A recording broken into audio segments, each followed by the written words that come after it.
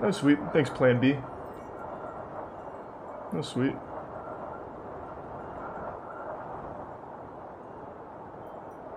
Thursday.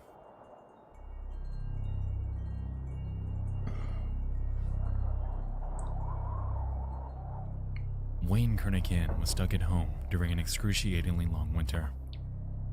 He was what his parents believed to Was be his a name problem Ween? child, experiencing nightmares, arguing with his 7 siblings, and getting in trouble at school.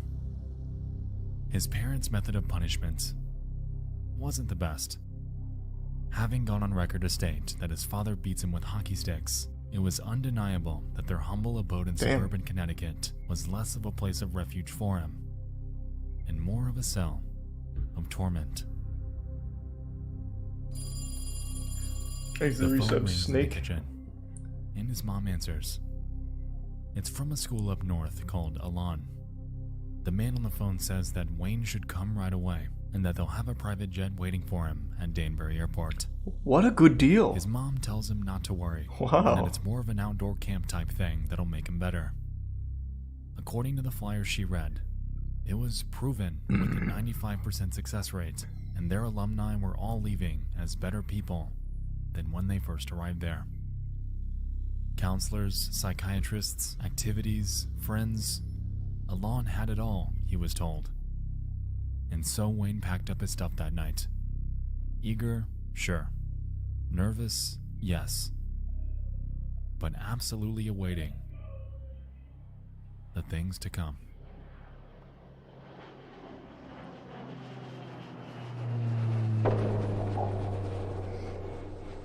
Thanks, the resub The Chuba. plane touches down in Portland, Maine. 2 men greet him.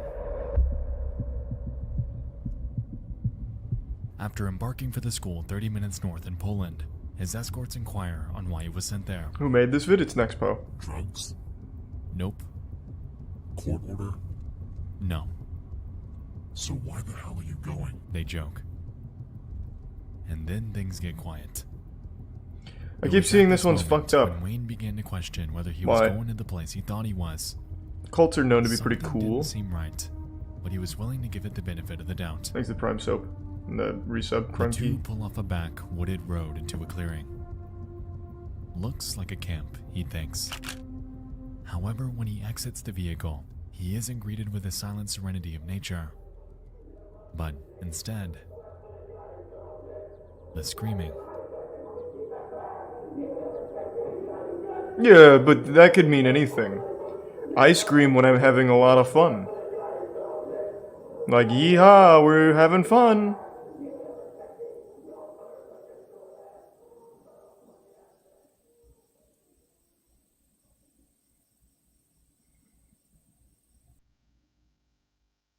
Yeah, I saw the American Horror Story cult season.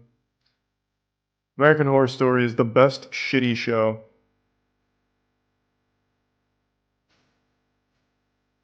The 1970s were an interesting time. Across the United States, a rise in for-profit behavior modification facilities were in action. Now called the troubled teen or tough love industry, it seemed to be a money machine aimed at altering and stifling troublesome behavior in adolescents. Well, The someone's exact got date is to. hard to gauge due to the widely varying nature of the names, motives, and specialties of each of these schools, but they were widespread and only became more so throughout the 80s. It's widely believed that the parental reception to the era's youth were the catalyst for facilities like this. Given that this was the decade following the rise of the hippie subculture, authority was and had been challenged for years. Whoa! That facial hair is kind of nutty. That looks cool. It's like Wolverine, but not cool like Wolverine's. It's like a little cushion. That's nice. That's like an OG neckbeard. Resulting in a sort of panic among older generations. Resultingly, in early 1970, a psychiatrist Thanks, the named Gerald resub Davidson, Finca. alongside investor David Goldberg and a man named Joseph Ritchie, would band together to create a school named Alon, a private co-ed behavior modification program geared from grade 8 to beyond high school. Ritchie billed the facility as one that would correct bad behavior by teens without punishment, while painting himself as a genuine mentor that could help make that happen. They had a Sitting on website? 33 acres of land off of Number 5 Road in Poland, Maine, Elan's main campus was highly secluded and a long shot from any outside civilization. With numerous facilities in place, the school was well equipped to handle a student body in the hundreds, and within the span of just 1 year, they'd eventually meet that metric. Numerous alumni, much like Wayne, have gone on record to state that their initial, outside impression of the school was that it was like a summer camp in the Maine woods. However, Looks like a upon summer arrival, camp. reality would paint a different picture. Allegedly, the final minutes of the trip there were unforgettable, with Elan being Thanks for your shrouded sub, down a long dirt Jibu road Honey. in the middle of the wilderness, and made up of run-down trailers and buildings, giving it a frightening feeling of dread. Furthermore, some have stated It does that look like once they Crystal exit Lake. the vehicle expecting a lively campground, they're instead faced with a sight much stranger. Some students were spotted wearing degrading signs, some shackled in handcuffs, What? some being yelled at, and bizarrely, everyone would just pretend it's normal. At this point, They it's been take noted discipline that very some students seriously. attempt to flee. They weren't entirely sure what the Elan school was, but it was clear to them that it wasn't good. These escape efforts were always futile though, as Elan stationed guards around the campus to chase and subdue outliers that would attempt this. Considering how the school was marketed, touting itself as an altruistic institution genuinely concerned with helping troubled teenagers get better, it was clear from the outside that those claims were a reach. Is that Charles Manson teaching the class? But Man, they got just how far celebrities, would they take teachers. that? Good for them.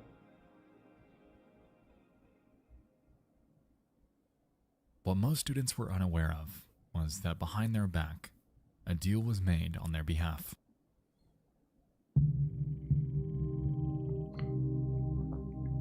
With nothing but a simple signature Thanks and to some payment, pooperoonie. parents could sign their child's life over to Elan, which advertised itself as a positive, reaffirming center of growth. According to an excerpt from an early 2000s archive of their website, we can observe the this is vernacular pretty used to recent. appeal to each parent. Dear parents, we're very aware of how lonely and confused you must feel as you sit down to read this. If you're like the parents of most of our students, you're faced with an adolescent whose behavior is out of control and you don't know why. A youngster who's been given everything and is throwing it all away is difficult to understand, but you can see that this process is progressive. The most saddening part is knowing that your offspring is ruining his or her future. Your own pain is difficult, but your pain for your child is unbearable. Yeah, they're not reaching their By full coming to potential. Elan, you have come to a truly different school. We can't offer you miracles, but we can offer you hope. We know that your journey to this point has been painful. We hope Elan can change its course. On top of this, school staff were known to hand out flyers to parents while persuading them that their child just might be troubled. It's been noted that Joseph Ritchie was somewhat of a salesman. He was charismatic and excelled at convincing parents of all the good that Elan could do for their kids. The good that, as we'll soon find, was all a lie. I'd like to let it be known that Wayne's Elan admission story was on the lighter side. For most of the other students, things were handled a bit more violently. Instead of a plane, school alumni have gone on record to state that they were transported by van. Reportedly, once your parents agreed to send you off to Elan and pay the $50,000 tuition fee, they designated time and date with Elan's so-called teen escort service. They Wow. wouldn't pick you up during the day, though. Instead, in the middle of the night when you're fast Why, though? asleep, they would bust through your door and kidnap you. Why? In years past, Elan's staff have stated that since the child has no say in attending, their capture hinges on the element of surprise. Okay. According to a blog named Suzuki's Thoughts, the abduction process involves two So are men these breaking just into the teen's stories bedroom, what? physically subduing them. Are these just stories this guy makes up? What? No, what? Is all you read creepypastas? Why would he make up a 52-minute story and make websites to corroborate it and evidence and stuff? It's just like a history lesson that's well presented. Tying them up with plastic handcuffs, throwing them into a van, and then driving them to Poland, Maine, where they'd be handed over to the Elan school. Such experiences often traumatized the teens who were abducted. For all they knew at first, they were being taken by criminals to be held ransom, tortured, or worse, killed. For the girls, it was even more terrifying. Some girls later recalled that they believed that they were going to be raped, sexually assaulted, and murdered by their Exit abductors. Tier 1 Kindy. One certainly can't blame the kids for thinking this way. Such practices had all the hallmarks of a violent kidnapping. This practice became notorious around the United States, eventually earning its nickname, the Elan Snatch. If So this were was any so indication, well known that it had was its clear own that name? Morality wasn't the school's strong suit.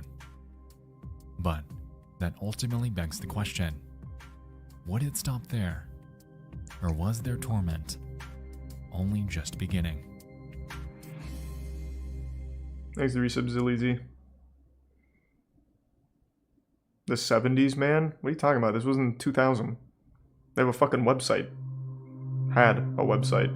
Day 1. Students would typically arrive to Elan during the early morning hours of the day. Oh, Due it to the started nature in the of their transport 70s. to Oh, campus, gotcha. they were I see what often you're known saying. to resist their escorts. I see what you're saying, It's been sorry. noted that their capture was designed this way, utilizing their escape attempt against them as a tool to convey that no matter what, they're not getting out of there. And with this came the first steps of dehumanization, instilling the feeling that their basic rights have been robbed of them, in turn making them feel like less of a student Thanks to resub and Zugi. more like a prisoner. Well, they did just get This kidnapped. sentiment was taken even further when they're physically taken inside the school. Often, the first stop would be the dormitory showers, which served as a tool in robbing each student of their sense of individuality. Reportedly, students are thrown into them with absolutely no privacy and are demanded to remove all of their clothing and valuable items. After complying, they're given what Elan calls no-image clothing, which, as the name implies, simply includes a bland, colorless shirt and pants, effectively forcing them into a state of conformity. Well, let's not get carried away. A Following white this, t-shirt's pretty each new cool. student would be taken into a common area where they're I assigned what wouldn't Elan necessarily calls a look too big deep brother. into that. This, in essence, was a tenured student designated to be a guide. On paper, they were told to help their students adjust to their new life on campus, somewhat like a peer, while educating them on how great and effective the program is. In reality, though, this relationship was far from friendly. It's been reported that big brothers would often try to deceive their newer counterparts, enticing them to run away or to break the rules. If the student had ever agreed or attempted to listen to this, their behavior would be reported to school staff, resulting in punishment. As we've seen in studies like the Stanford Prison Experiment, I'm sure you can see why this would be a bad idea. I don't know that experiment. Oftentimes, big brother figures, much like staff, would take great pleasure in exerting their superiority over the newer students. It fulfilled them in a way that was almost cult-like. Yes, you do. I don't know that one. Hey, well, thank you for that, Stove. I heard about the Alan Wake announcement. I'm excited. Looks like the house from Promised Neverland.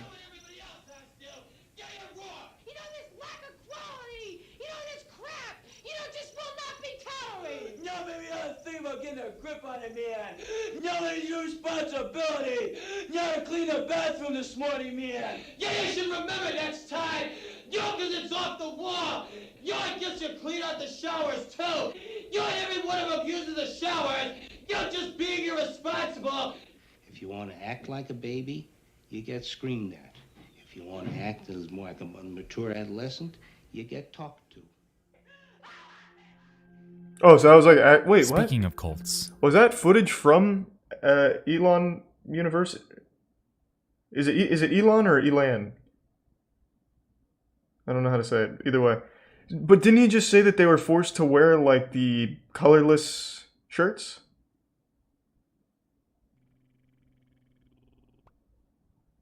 Thanks to the resub, Jeski, Coral, Pablo, and Prime Bus. Because that guy, like, that second guy, he's kind of dripped out. He's got a chain on. He's got a red button up. Oh, that was staff. Gotcha. The social hierarchy at Elan is structured in a way that heavily resembles one. At the school, students are Professor immediately Snape. placed into two categories. Strengths, which were tenured, obedient students that were a few steps up the totem pole, and non-strengths, the newer ones who typically resisted treatment. Strengths were allowed to talk to fellow strengths and non-strengths. Non-strengths, on the other hand, were only permitted to communicate with strengths. If a non-strength were caught communicating with a non-strength, harsh punishment would soon greet them. Thanks to resub mob. And the 2K bit Sam, I appreciate that. The Elan School, as we've established, Thank you for thrives on that. the feeling of hopelessness. Throughout students' tenures there, they were forbidden to contact anyone from the outside world unless they've earned the privilege through good behavior and compliance. Every single phone line from campus would run through a single switchboard located in this small trailer, and it was heavily guarded because of that. If a student were to gain the privilege of contacting their family, it's been reported that they're heavily monitored, only permitted to praise the school for all the good it's done to help them during their time there. If they ever were to be caught telling the truth or revealing the atrocities that occur behind the scenes, they were quickly disconnected, reprimanded, and robbed of any future potential. So if this is use supposed the to be a phone lines scam, ever again. I feel like this is a lot more effort than just On top not of the phone manipulation, doing this. every Elan resident was required It seems like to so much write more what the work school to calls abuse the a guilt kids. letter, which, as you might expect, is an explanation of how great the Elan School is for them, all the great activities they do there, and how well they're progressing through the program. These letters would be heavily scrutinized before being mailed out to their parents. Effectively, this tactic's goal was twofold: to allow Elan's facade to remain in place, Thanks to Resub Hoof, and to Chris, entice their and 5 parents gifts to of spend more Sage, money and on their Tier 1 treatment, Aria. in turn keeping them there Thank you, even Sage. longer than they had ever planned to. Resub Akrai. In reality, students were helpless, being abused, and in most Yeah, I get that it's a cases, cult, verbally but usually tortured cults have with a the pleasure purpose. of the Elan School staff. It was clear to students that they weren't getting away from this anytime soon, and after realizing this, their minds would often pivot away from rebellion and towards compliance in hopes of power. Yeah, through the money. program. That's why I would think They they'd want to still run a most of them to scam as become opposed to a somewhat cult, and it'd be so much brainwashed, easier to ultimately stuck not in a abuse the system that will kids. do Takes a lot everything more it work to do possibly that, I can imagine. to make their escape impossible.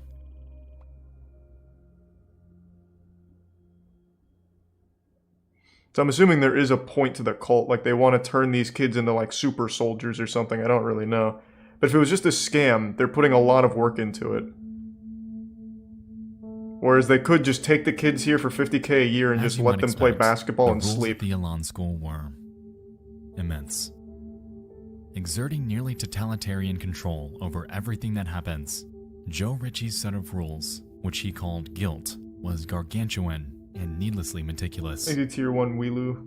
As a student at Elan, you would be expected to refrain from doing the following: having any image, reading as a non-strength, not completing learning experiences, writing without permission, being sideways, Don't know what looking that at means. security zones, non-strength interacting, talking too loudly, talking too softly, looking at the opposite gender, Whoa. being attracted to someone, Whoa. any physical contact, looking out windows, What? unauthorized drawing, not listening to higher Holy ranks, shit.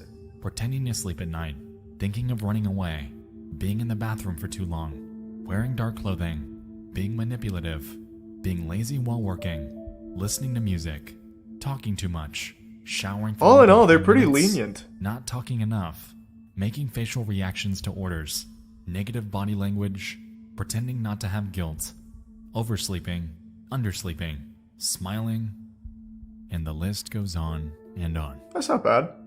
Clearly, these rules were not designed to be followed. Basically a lawless causing place harsh over there. penalizations to become commonplace. To help enforce Thanks these, to Resub individuals Integra known and as Razzle Dazzle. expediters were designated by the school to stand on watch with clipboards.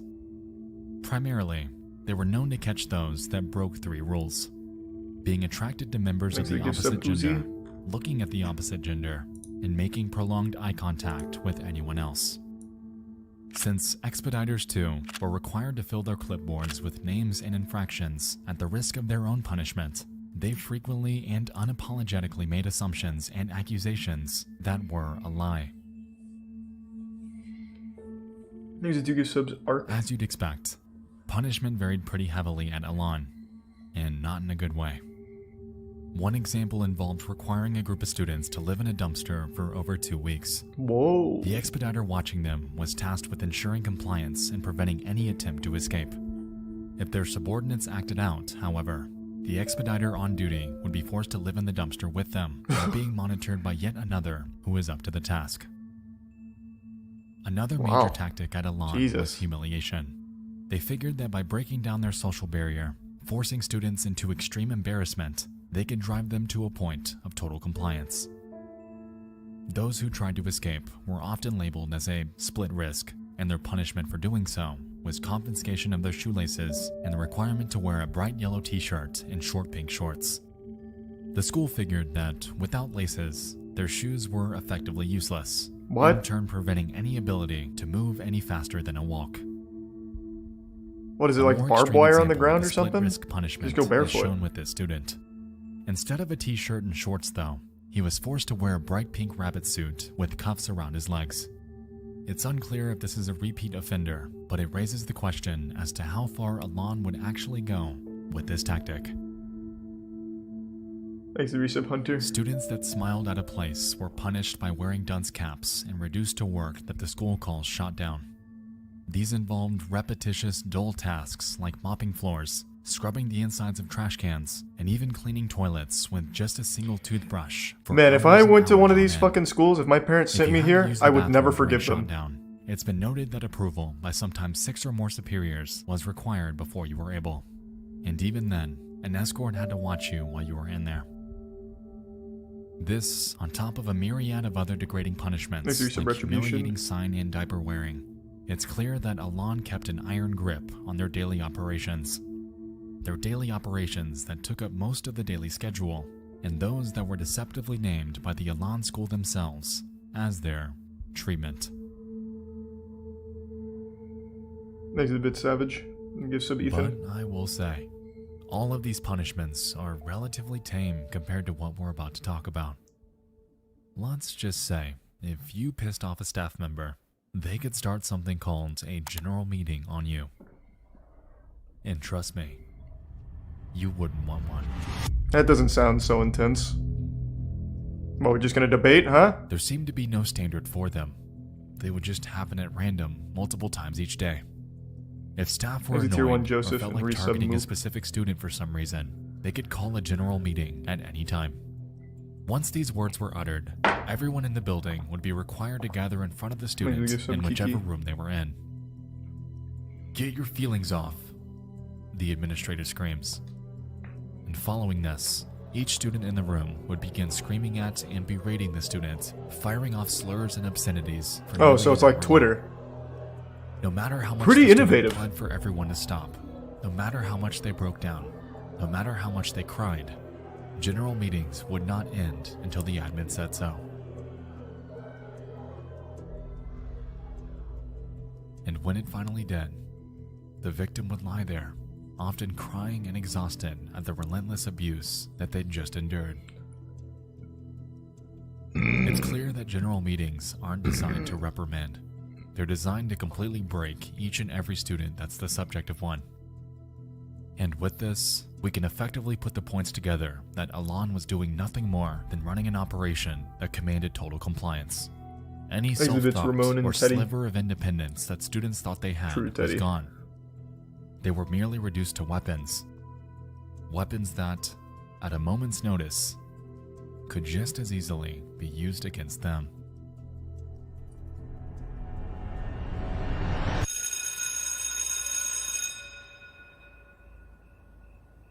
"7 p.m. Are they also haunted by vampires or something too? Like, how much worse can it get? Contrary Fucking to werewolves or its focus something? on academia and outside marketing, school time within Elan was secondhand to the students' treatment. Typically, the time frame for learning was 7 to 11 p.m., but sometimes could run longer. As you might expect, there were no extracurriculars, no physical Thanks to education, tier 1 Squish no and the resub projects, Kuckaroo, no Zero, legitimate and Gengar. exams, nothing. Instead, students were required to grade themselves on work that they were self-assigned with absolutely no direction. The structure of class typically involved a staff member supervising a room full of children. Each night of learning involved completing work out of freshman-level textbooks, which, unsurprisingly for a group of teenagers, would be immensely uneventful. Given that class time was after a long day full of verbal abuse, monotonous tasks, and a hierarchy system that does nothing but suffocate the lower classes, students dozing off and losing track of their work was expected. Curiously, school time too was regarded as a privilege at Alon. Joe Ritchie has gone on record to state that the class schedule itself was designed this way on purpose. Allegedly, he believes students were easier to control while sleep deprived and utilized even this as a medium to work against them. By 11 p.m., if a student makes it through a night of work without issue, school hours then draw to a close. Not bad. They're quickly released from class and escorted to their dorms, which were often in the form of uncomfortable, impersonal, military-style bunk beds. That's military style? A piece of wood? Sleep was known to be difficult, as designated students named night owls were assigned to stand guard with flashlights. In regular intervals, they'd shine them on the sleeping students to both ensure that they hadn't escaped and to secure the fact that they're actually asleep. What? A requirement that, as we can recall, was also in the list of Alon's rules. And if one actually manages to calm their nerves, dozing off into their only time of tranquility, that would allow them to effectively place the cap on a day in the nightmare. That is Alon. Exit Prime, Avanoth, True Toxic, and the 10 gift subs, Nataroni. Thank you, Nataroni. I want to look something up real quick. I'm curious. Let me see something. I don't want to spoil anything, but I do want to see something.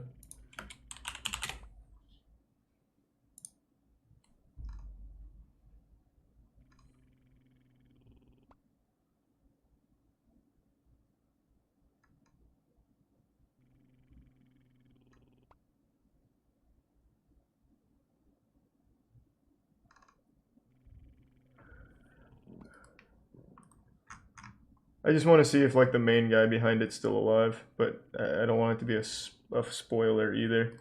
His name was like Joe something and I forgot, so I'm trying to find it.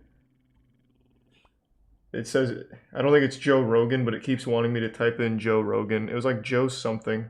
Richie, that's what it was. Thank you.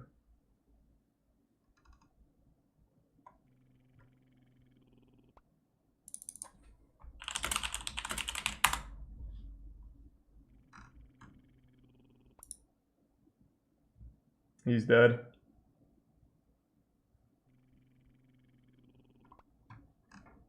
Damn.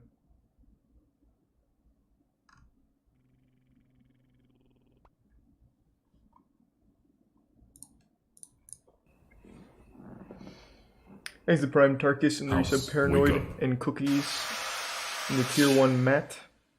And then you get to do it all over again.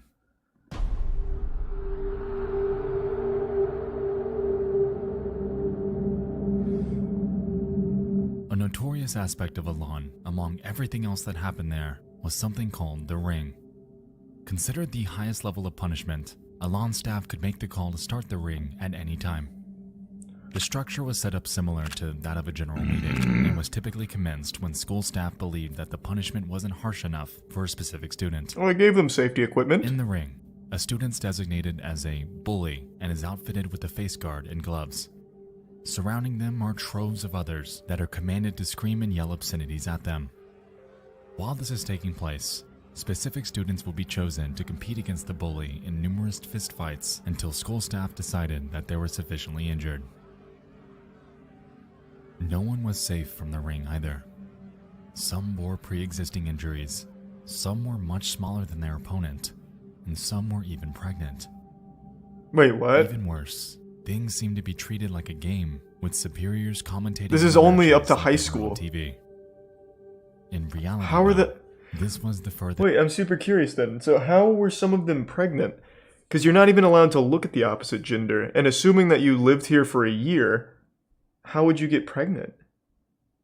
That makes no sense to me. I guess if they could have arrived pregnant, which would check out.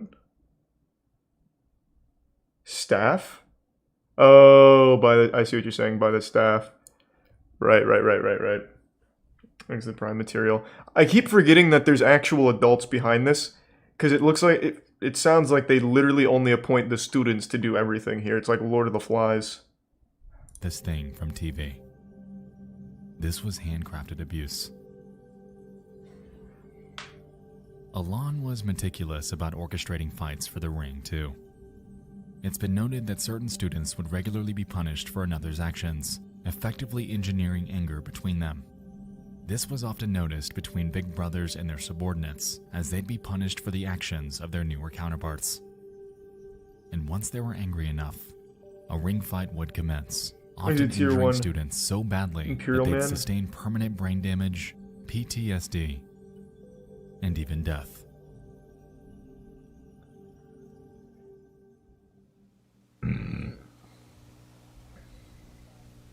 It costs $17,400 to send the average youngster to Elan for 1 year. Even at that price, there are judges, social workers, and parents who consider it a bargain.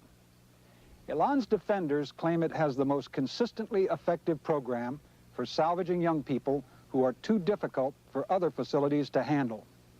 So many states want to use Elan that there's a waiting list. But on the other hand, one state agency in Massachusetts will no longer send their youngsters here because they object to the way the children are treated. One reason is the use of physical punishment. Joe, you make no bones about it. There is corporal punishment here at Elan. Tell us about it. What are the stages it comes in? Who's it administered by? Well, it's administered by the kids, first of all. Corporal, it's a harsh term, okay? What it is we have the ring, okay, which... Oh, he's super open about it. It's not a boxing ring, it's a ring of human people. The bully is introduced as what he is. In this corner is the bully who's trying to turn this facility into a detention center, okay? And in this corner is the house champion who's going to show him why it can't be done. And that's exactly how it does. And we never allow the bully to win. But girls get put in the ring, too. Well, girls bully as well as boys do. I mean, you know, it doesn't, it's, you know, we're a equal rights facility. Oh, that's progressive, okay. Spanking, which is symbolic. Again, it's a last resort, okay? Wow. And it's one resident spanking another resident, and it's done with a ping pong paddle, okay? And usually a person won't get spanked more than once or twice, but it's a symbolic thing, which is if you're going to act like a baby, you should be treated like a baby. On December so he is just super open about it. A 15-year-old Elan student named Philip Williams was placed into the ring. He wasn't the largest kid there, but he was known to do what he could to put up a fight. He had grown up in a family of division, regularly witnessing his father physically abuse his mother. With this, there was an anger within him, a sadness that Elan noticed and wanted to exploit. And so, that evening, a ring session commenced with Phil as the bully. There was fight after fight after fight. In the end, it's been reported that he was beaten up so badly that he fell flat on the floor, and it took an entire 20 minutes before an ambulance was called to help him. 20 minutes or so they called the ambulance. They took Phil and they never saw him again. His sister claims, "I thought it was a wonderful place. I thought they were helping my brother. I thought he was coming home." Like, how can you think that when they actually kidnapped him? In a box. Like, I don't get that delusion. Elan's Their technique was to kidnap them. That he had regularly faked headaches. The cause of death? A brain aneurysm. And no charges were ever filed against them. It's been clear to us from the beginning that Elan is not a place of good. From humiliation to beratement to physical abuse, Elan's tactics were archaic Exit Tier 1 and Ryan inhumane. and the resub Connor. For a school that markets itself on academia, on helping students get their lives back on track, it's crystal clear that this has never been the motive. What I find interesting, though, is that Elan wasn't even the first to utilize this type of therapy, this attack therapy. In fact, it has its roots in a cult that found its footing all the way back in the mid-1950s. Thanks to Tier 1 Awesome Pie Man. That cult is one by the name of Synanon. Never heard of it, and I know a lot of cults. With a warrant to investigate reports of child abuse. In recent years, Synanon began calling itself a religion. He's 52 years old. He's deaf in one ear. He's an egomaniac. But one of the wisest persons that I've ever met in my life. He knows how to get people moving. He creates turbulence. Gentlemen, Is the prime bone scope? No member of the California Department of Corrections is permitted on Synanon property unless he has the express permission of Charles D. Very cool spectacles. What is he, a fighter pilot? In early 1958, a man by the name of Charles Dedrick Sr. would found the group in Santa Monica, California. It was intended to be a drug rehabilitation program aimed at delinquents. However, in the years that followed, it appeared to stray from that mission entirely. The distinguishing form of therapy employed by Synanon was something called the game, which, in today's terms, is more commonly known as attack therapy.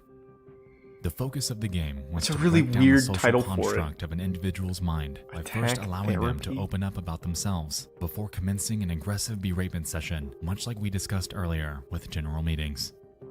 The primary goal was to recreate someone's personality and sense of self by completely demolishing everything they know about themselves before rebuilding them as a newer, subjectively better person. It hinged on the brink of legality while being entirely immoral. And, unsurprisingly, by 1991, the cult would disband due to criminal convictions that caught up to many of their members. The founder also died just 6 years later, leaving behind a dark legacy that, to this day, is known as one of the most dangerous and violent cults that America has ever seen. That's weird. I've never heard of them. This is, of course, the abridged history. To be honest with you, I could make an entire hour-long video on the operations and practices of Synanon. Oh, they look like they're having fun. For fun. another day. If there's one takeaway tonight, though, it's that it unknowingly Fucking serves as groovin'. inspiration and blueprint for other institutions to follow. One of those being Elan, and by utilizing similar practices, they appeared to carry the torch that Synanon was forced to abandon. They knew they had to keep up appearances too, thriving off an immaculate public image, spearheaded by the charisma of Joe Ritchie. Joe. Before the age of the internet, admittedly this Man's was built like your grandmother. Television documentaries like NBC's For the Child's Own Good were seemingly the only inside look that the public was allowed to gain. However, even they failed to convey the true extent of what happened there. The hush-hush foundation that Elan was built upon initially seemed to be unbreakable. However, due to a rise in public attention that would soon find its way there, it was becoming increasingly apparent that the cracks beneath that very foundation were merely beginning to form.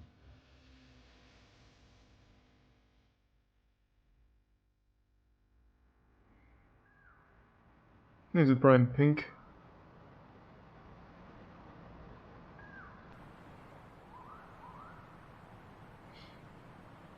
Why didn't they fight back? Brother kids. What do you mean? Through the late 70s and into the early 80s, reports of the true nature of Elan began to spread by word of mouth from former students. Authorities in Maine reportedly visited the school upwards of 12 times to investigate, however returned with absolutely nothing to show for it. Frustratingly, the operation that Joe Ritchie was running was completely and entirely legal. There were no laws in place for facilities like this, so it was allowed to remain in operation without issue. As we touched on, the media was the primary in for outsiders at Elan. However, even they failed to communicate the extent of their operations. While they showed select parts of it, unfortunately Joe Ritchie was given enough airtime to convince the public and the news crew that it was nothing more than their treatment taking place. By dehumanizing the students, emphasizing their delinquencies on national television, he was able to use this notoriety to his advantage, ultimately swaying the public opinion into believing that what he was doing was entirely good. On top of the growing number of alumni, though, came an increase in escapees, which only furthered Elan's unwanted infamy. Over the years, 3 students, a 16-year-old unidentified individual, nice. a 15-year-old Brad Glickman, good work, and a 17-year-old Don Birnbaum would all escape successfully, however would meet wildly differing fates. Oh. For the 16-year-old, it's been reported that he ran over 15 miles through the wilderness in the middle of the night. He was eventually caught by an officer, Max Ashburn, and after hearing the boy's story and observing his physical condition, he helped him return home. What a good guy! For Brad Glickman, he was shot. Oh. In 1990, after escaping Elan's search parties, he made his way to a house in a small town. Authorities believed that he had a connection to the girl that lived there. However, the homeowner opened fire, ultimately killing him. What? What? That's like the most American shit I've ever heard in my life. This guy must know my daughter. Like, what? Jesus Christ. Actually, 2 gift subs Kill Command and the resub Terra in Tier 1 Summer. And for Don Birnbaum, how she unlucky. Too had escaped the clutches of Elan, eventually finding a trucker named James Cruz who was willing to take her home. A few hours down the road, though, Birnbaum would find that Cruz's true intentions weren't quite so virtuous. Oh, Jesus. As it turned out, he sexually assaulted her on the side of the highway before strangling and abandoning her body between routes 26 and 550 in Pennsylvania. She was discovered by another motorist with a yellow rope tied around her neck and without clothes from the waist down. And from her corpse were tire tracks resembling that of a semi-trailer. Since Birnbaum had crossed state lines, an FBI investigation was commenced for her, and after cross-checking with numerous similar cases that have happened in the area, the truck belonging to James Cruz was deemed as the culprit. Upon catching up to him and searching his vehicle, authorities were able to find but a single blonde hair that belonged to Birnbaum, effectively leading to his arrest. That's incredible detective work. Like, just think about that for a second. This is in the middle of fucking nowhere. Random trucker picks up a random student, well, student's the wrong word, random person from a cult, and they somehow tracked it down to the right guy who did it. That is incredible. What's incredible? Just the detective work here. There's a Tier 1 pack. And the resub Juke and the Prime Scary Man, and the resub Genius and Virgin Shadow. What? A cult in a boarding school? Yeah. Oh, that's interesting. Yeah, it is pretty wild. What are you doing? I think I'm doing? Just watching One Piece. Okay, well, have fun. I'm not even playing any games right now. Well, that's fine. Yeah, you're in a good arc. You're having fun. It's a really good arc. It really is. Next, the resub Side Jellyfish. Hi, chat. I'm seeing all the hellos, but I can't read too much past that because my glasses are not on. Anyways, I'm gonna go back to that. Okay, well, have fun. Much to the school's displeasure, these cases successfully gained ample attention. Joe Ritchie resultingly paid off numerous judges and journalists in hopes of drowning out the negative press. Thanks to Prime Proximity. However, outsiders were beginning to catch on that these students were running for a reason. Quick text message. But why? There we go.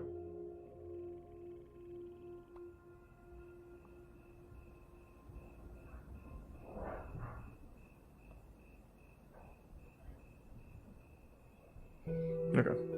All good.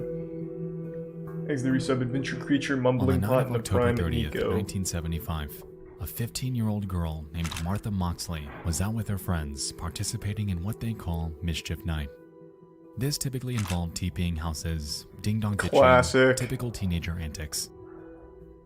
Later that night, Moxley found a liking to a Thomas Skakel, eventually kissing him before the pair decided to venture off.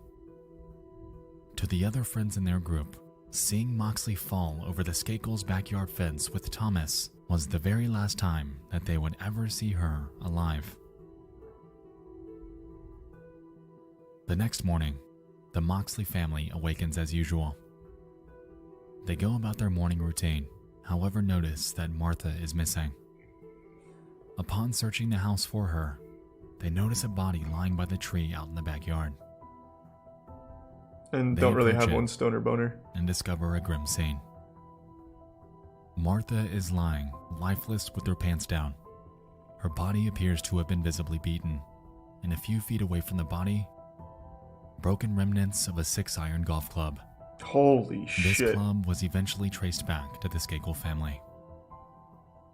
Autopsy reports claimed that she was bludgeoned and stabbed to death, all by that 6-iron. And since Thomas Skakel was the last person she was spotted with that night, he was the prime suspect in her murder.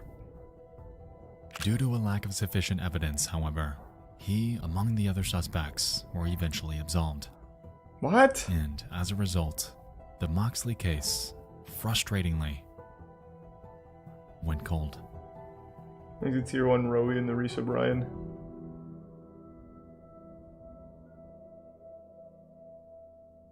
Three years later.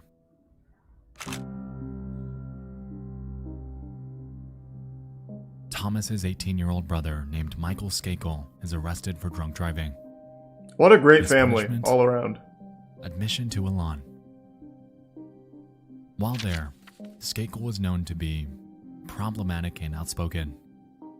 According to Elan students at the time, he would regularly boast about a girl named Martha and how he sexually assaulted and killed her. One student named Gregory Coleman, What a weird thing to recalls this brag about. vividly, recounting how Michael had gone on record to state that, "I'm going to get away with murder. I'm a Kennedy." The Kennedy reference was alluding to his relation to Robert F. Kennedy, What? something that would prove pivotal in What? launching his eventual trial to the national spotlight. At the time of his confession, though, nobody could do anything about it. Given the overbearing nature of the rules set at school, any student that tried to tell someone about this was quickly reprimanded. It would take an entire 22 years before Skakel's actions would reach the public eye. In January of 2000, he was arrested and charged with the murder of Martha Moxley, and due to his relation to the Kennedys, it was a case that commanded the airwaves. Since Skakel's primary vehicle of bragging about his crimes was Elan, this, by proxy, had also thrust the school into the national spotlight. Thanks to Resub Dozens of Virtue. students took the stand, exposing the callousness that occurred there. The humiliation, the general meetings, the beatings, the ring, the deaths, all of it was brought into the public eye. Realizing this, Joe Ritchie did everything he possibly could to keep discussion about his operation to a minimum. He looks like Neil He Breen. eventually took the stand, downplaying any mention of Elan, touting its high success rate, and doing Thanks, everything he Doink. possibly could to divert the attention back to Skakel And hope you like God and Slap Skakel Creamy. only. But this was only marginally effective, as this was in the 2000s. An interconnected era of information catalyzed by a little something called the internet. That piece of shit, huh? Michael Skakel was eventually found guilty of the murder and was sentenced to 20 years to life in prison. After serving just 11 years behind bars, he was granted a new trial in 2013, in which he was let go after posting a $1.2 million bond. Oh, Jesus. Today, he walks a free man. But Thank you, back Tier then, 1 the Sarcastic. cat And was the out of the Resub bag. Phil Swift and The Stick. inhumanities committed at the Elan School were documented in one of the most high-profile cases in decades. And because of this, people began talking, theorizing, and investigating, effectively marking the beginning of the end of Joe Ritchie's iron grip on the hundreds of students that were helpless beneath him. Thanks to the Resub Nathan and the Prime Green Gorilla and Tuga Sub Sarcastic. But with his weakening grasp on the media surrounding his operation came a different hurdle that Joe Ritchie would soon have to overcome. In June of 2000, he was diagnosed with lung cancer caused by his well-known addiction to cigarettes. And just 6 months later, on the 29th of January 2001, Joe Ritchie would pass away in Portland, Maine at 54 years old. As a result, his second wife, Sharon Terry, would take over operations at Elan. It was clear, though, that due to the increased publicity among the rising alumni testimonies, the idea of Terry having a lot of PR work on her plate was putting it lightly. Throughout the years, numerous changes would be put in place in response to outside. Hold on, someone just said something. Skakel is in jail, by the way. His conviction got reinstated in 2016. Thanks to resub Monty, geo expert in chasing bubbles. Well, this video is brand new, and he said that he's a free man. Let me see. Let's take a peek.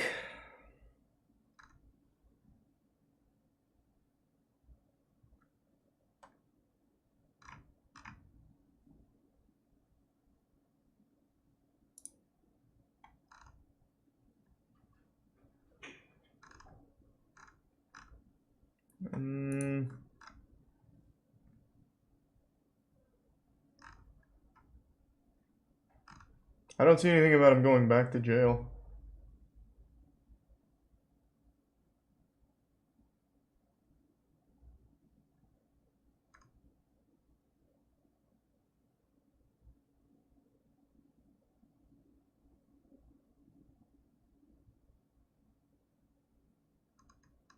Yeah, there's nothing about him going back to jail.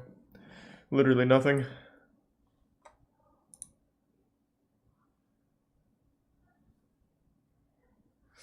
It got reinstated, just exonerated in 2020. Not true, sarcastic. Thanks to tier 1 dub nuggets. Check the wiki. Check the the fucking Skakel wiki? What are you talking about, man? What wiki? October 30th, 2020. Michael Skakel won't fit. Oh my god. I hate when I hate modern journalism where you have to turn off ad block.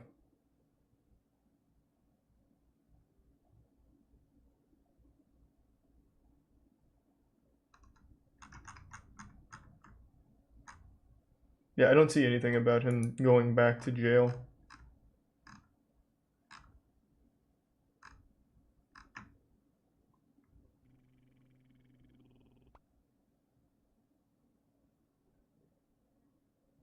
I see what you're talking about in 2016, though, where they reinstated the murder conviction, but then in 2018, it seems they vacated it.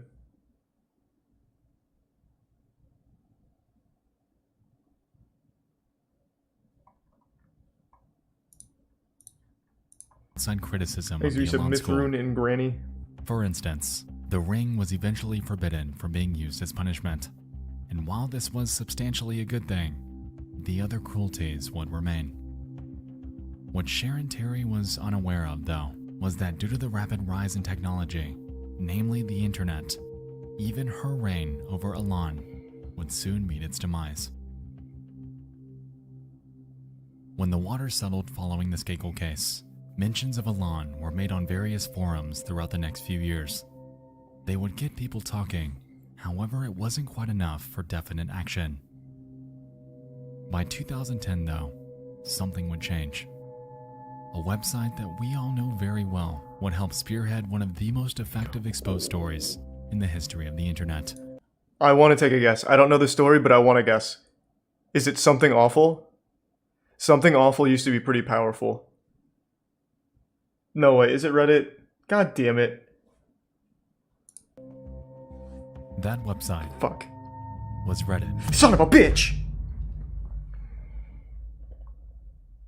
On November 26, 2010, a man named Jeff W., who went by Gazaz My Hero, would make a post titled, "Even skimming this once will blow your mind.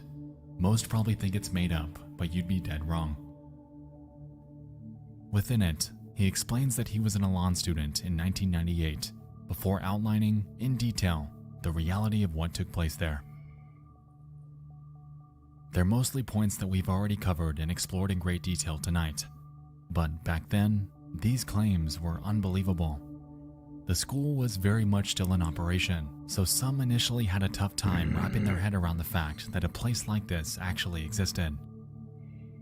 But then came the comments, the other stories from other alumni with their own experiences. Gazaz My Hero's post carried weight.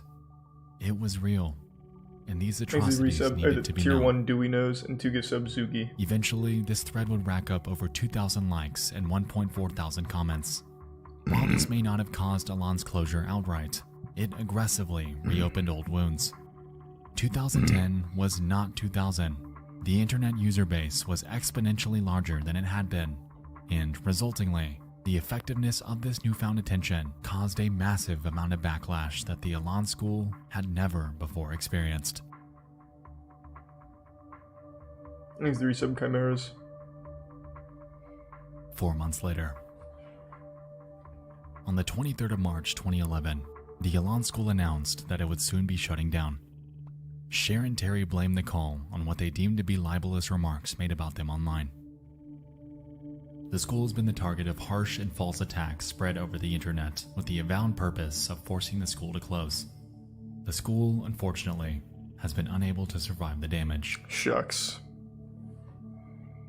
And on the 1st of April 2011, the Elan School would close its doors. What a great date to close on fucking April Officially, Fool's Day. They blamed it on declining student numbers in hopes of diverting the attention away from the actual cause. But on the outside, everyone knew the real reason. For students, this was unbelievably good news.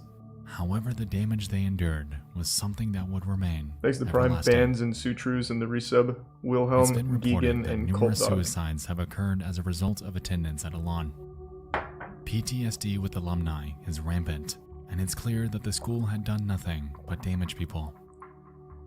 A filmmaker and former student named Todd Nilsson, creator of a fantastic Elan documentary named The Last Stop, has gone on record to state that, as a student, he was helped by their unconventional tactics, but he knew the majority of others weren't quite so lucky.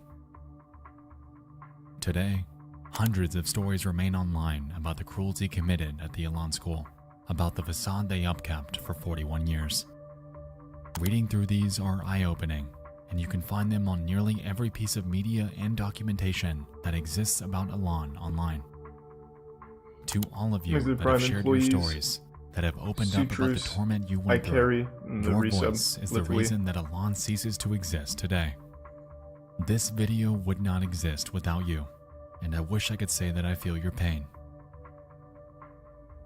But I don't.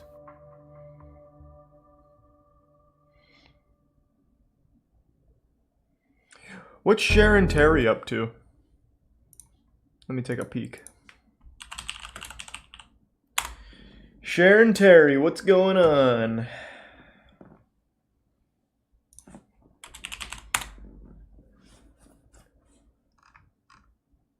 Wow, since 2011 she has vanished. Holy fuck.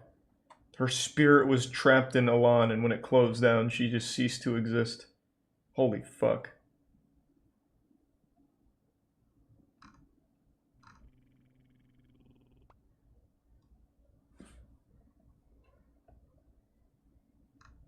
Yeah, I cannot find anything of Cher and Terry after 2011. My god. Well, thanks to the resub. Physics.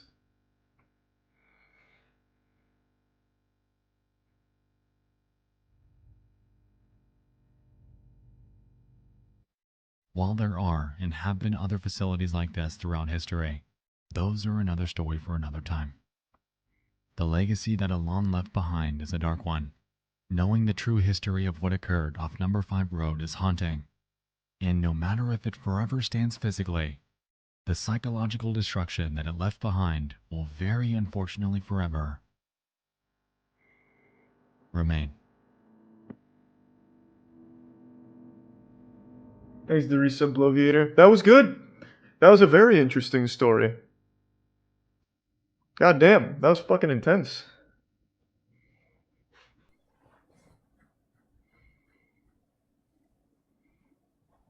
So I imagine over the course of 41 years, they must have had a lot of students graduate.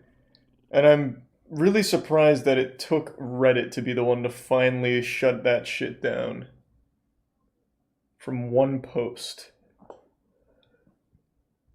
Thanks to the resub, Wingman. And eat on him.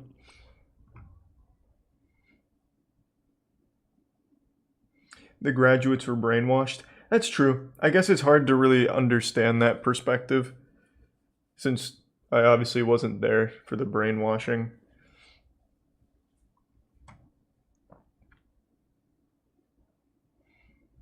That was really good, though.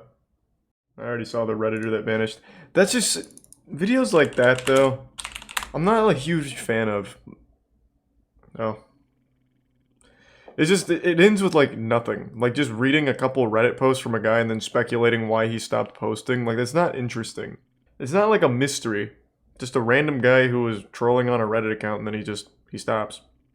It's like, oh. Is there anything toss in here? Or are we good? One guy said this video is tossing me. 1 sec, I'm just gonna do like a quick rudimentary scrub. An obscure online video game. What is it? Oh. Some might consider it an anomaly. A game so far out of ordinary conventions that they're left ripe for urban legends, conspiracies, and rumors. That game looks cool. What makes an obscure video game? How does it differ from your Silent Hill or your Call of Duty? Yo! What? Who recognizes this game?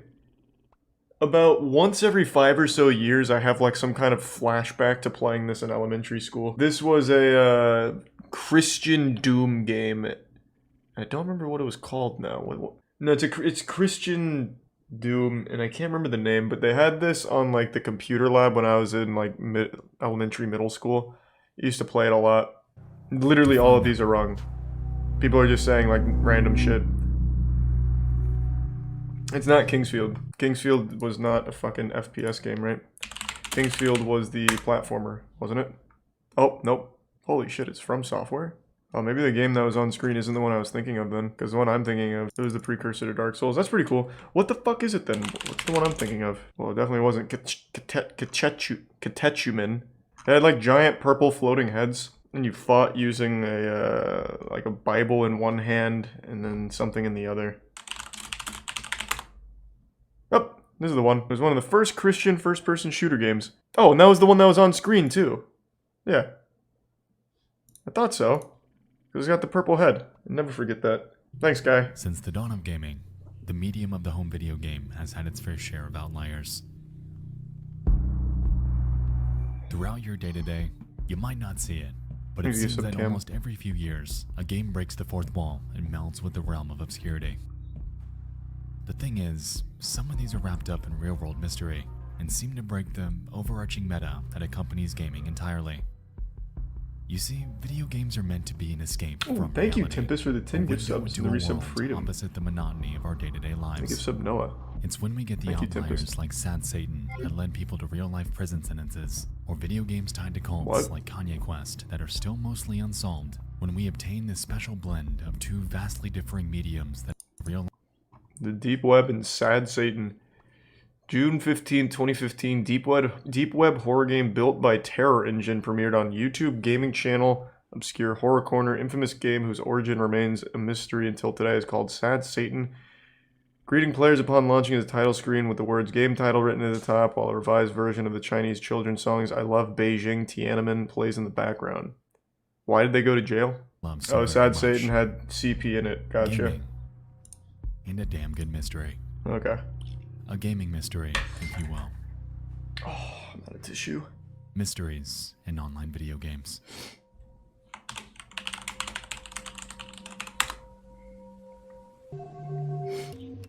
And they appear to be chatting with someone called the Dinosaur, that tips window on the left side, which begins to state some pretty abrasive vernacular.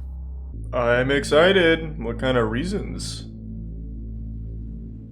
On the 4th of September 2018, at around 7:50 in the morning, Martin who saved graced the export of 4chan, inquiring about Schnell online. Their post about it reads the following. Hi X. I was recently on one of those conspiracy iceberg threads and I came across a user mentioning a game based on the dark web called Schnell Online. This game is supposedly used by on the darknet. The user provided a screenshot of the game, and this game has no other appearances online. The screenshot provides a ClearNet link. Proceeding to this link will take you to a basic web page with a download link for a game called Carcass. Okay. Carcass, huh? A bit forward for an obscure game, but my interest has piqued. Heading to the link in the reference screenshot brings us to the profile of an... Nobody calls me a loser, I'll download this shit right now. Interesting, considering that the Schnell player's name was Ulven. If we take a look around, we can notice that the carcass page is strangely devoid of any details or graphics. Like, for instance, in these tags. 2D, black, kill, murder, What the and fuck? white. Oh my god. That actually looks quite a bit like If we head Schnell. back to 4chan, we can observe that another user mentioned a Reddit thread that was posted in 2016. It references an obscurity chart that supposedly has some unfindable games. And in that list, we can see 6 of them, with just 2 that have seemingly never been found. Classic Game and Schnell Online. Interestingly, a Redditor named Tyler Dirt had commented on this thread linking to 2 gameplay videos that were from this list. That of a 14 Here's tier 1 questions Jake. and twice-fold ampersands. Resubscribe. So it just seems like they made a shitty game. Wow, I take it back. Look at that. Can you speedrun this? Oh, wow. Alright, I'm not gonna lie to you. I have no idea what the hell's even going on here. That looks boring. Curiously, these videos were both uploaded by a YouTuber named Saint, and after checking his other videos out, they appear to have a knack for playing old, obscure point-and-click video games. And that's what most of their video library There's a consists prime of. gunner. Games that are bizarre, eerie, and surreal. Heading to Maybe their some YouTube fire. About section reveals their social links, and clicking on their Twitter profile reveals, lo and behold, the real identity of Saint. Olvin W. So what does this tell us? Well, not much, besides the possibility that they most likely created these games.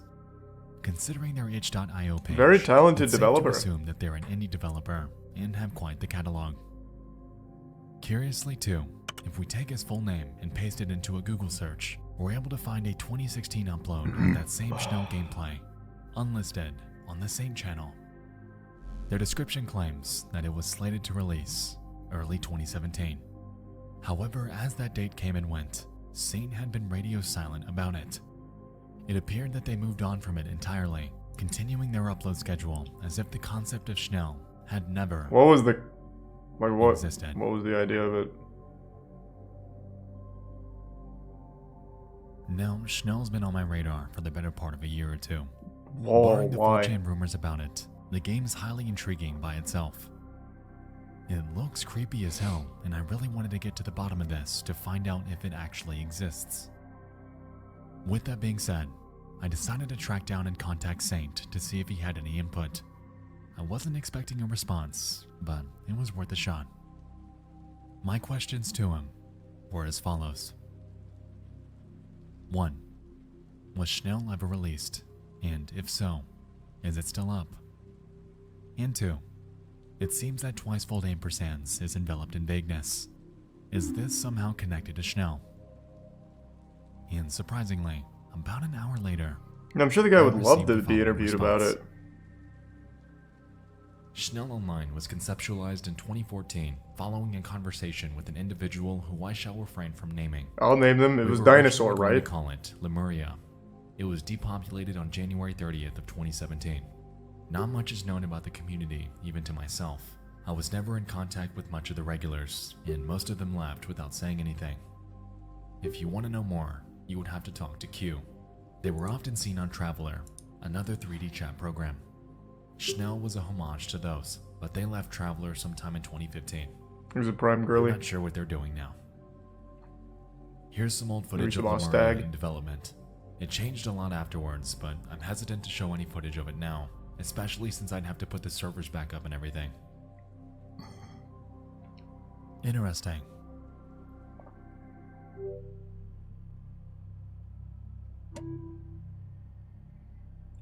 So what is the mystery? It's just a guy makes shit games?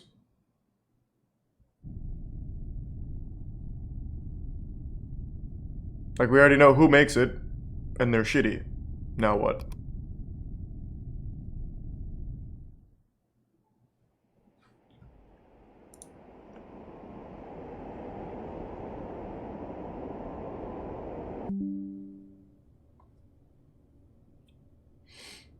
Well, it appears that my optimism's gotten the better of me, because if I'm being completely honest, it seems that this game is offline. Oh. And after scouring the internet about it, it's been down for a while.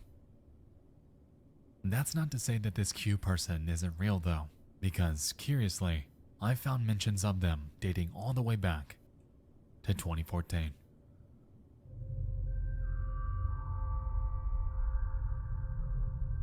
In December of that year, a Redditor named Boxcar Jakey managed to find Q by complete accident. They were reportedly the only other player on Traveler back then, and Jakey found it strange that they were just lurking there, alone.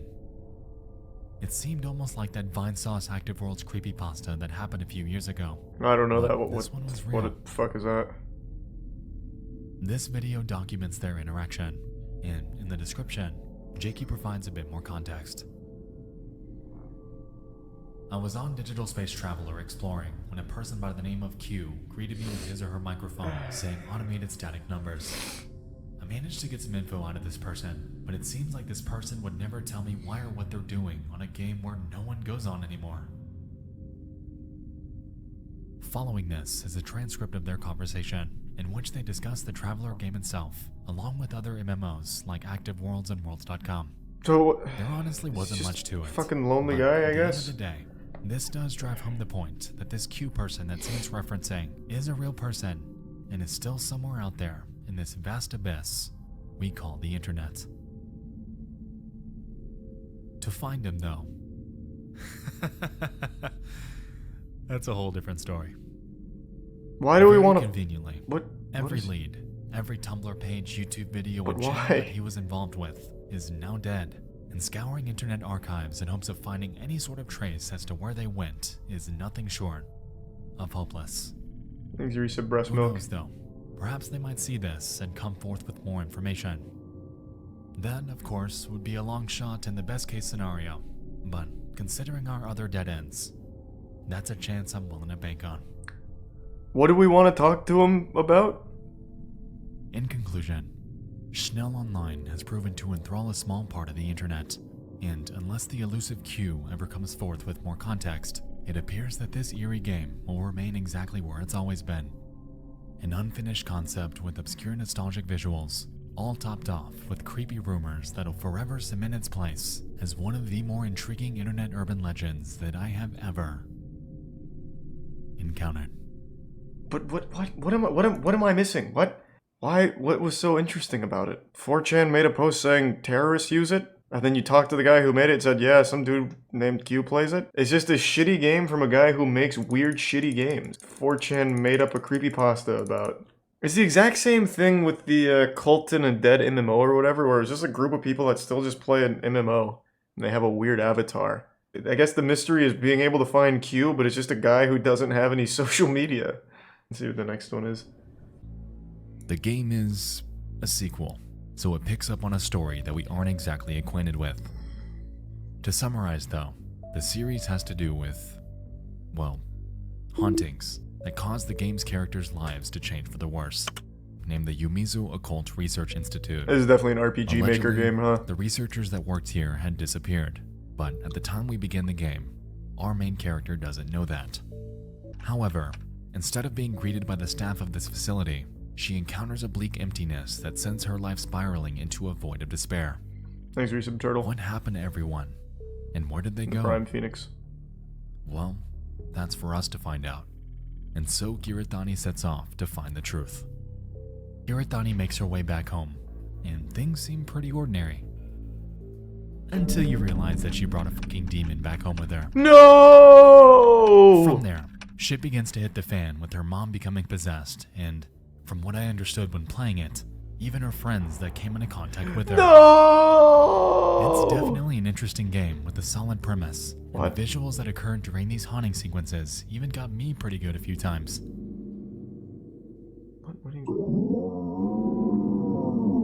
Uh-oh.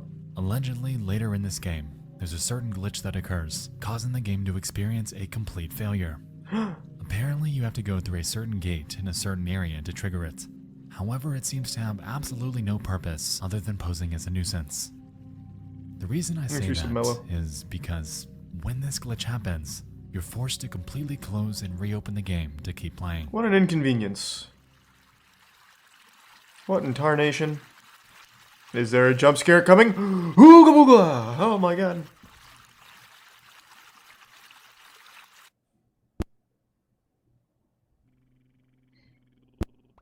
I think the prime cipher. Whoa! I will say that there are tons of Let's Plays out there about Yuta Onna Tatari 2, and most of them seem to run into this exact same error. I wanted to see this for myself though, and yeah. It goes without saying that this picture resembles a dead body, and considering how obscure this game is, it left many wondering if this image were real. The only thing that comes remotely close is the game's use of obscure real-world imagery to increase the creep factor, like this shot of the closet, and this creepy-ass demon lady in Kiritani's dream.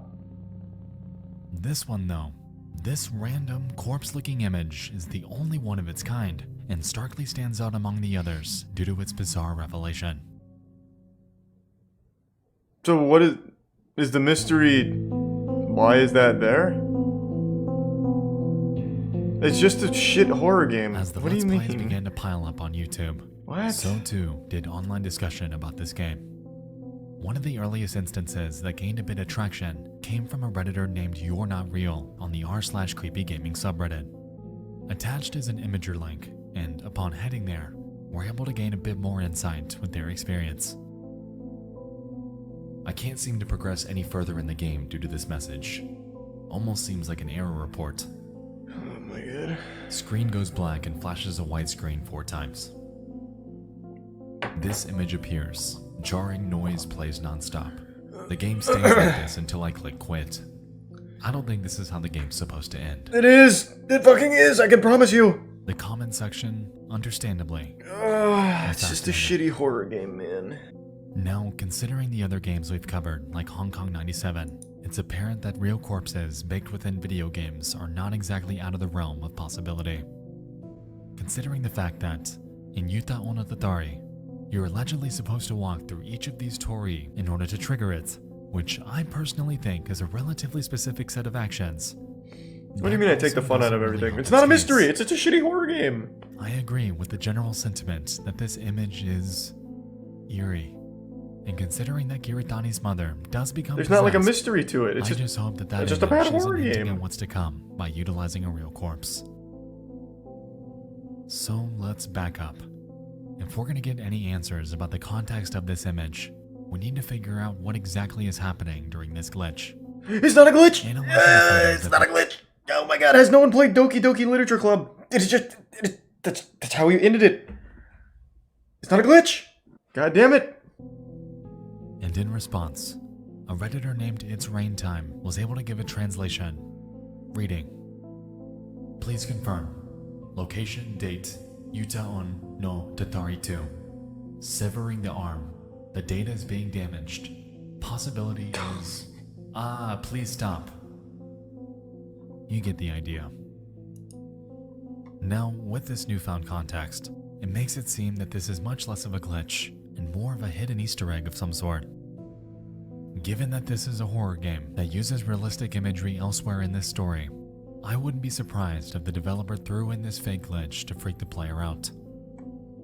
But pretty even with normal. this presumption under our belt, that still doesn't answer our questions about the photo. My opinion hasn't exactly changed on it, and reverse searching that image brings up a whole bunch of nothing. Who knows? Perhaps Paya dug this up and threw it in the game, not expecting anyone to find it. Maybe they were going to take it out of the game, but just left it.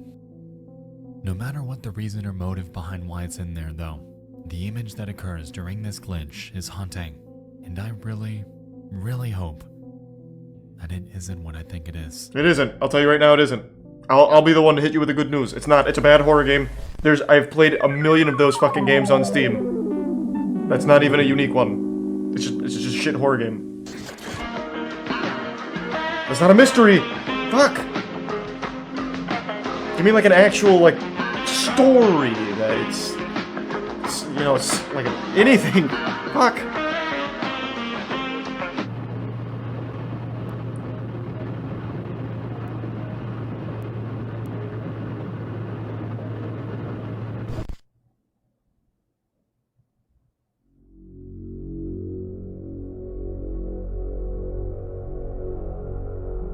I'm optimistic about this one. There's a prime chip.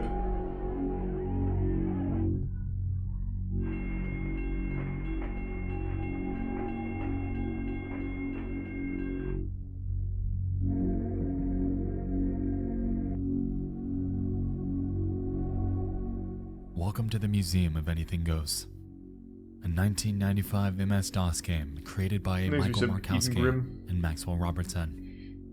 The game's the epitome of the creepy, surreal 90s edutainment game, in the same vein of Super Solvers and Roly Poly's No Nanakorobi Yoki.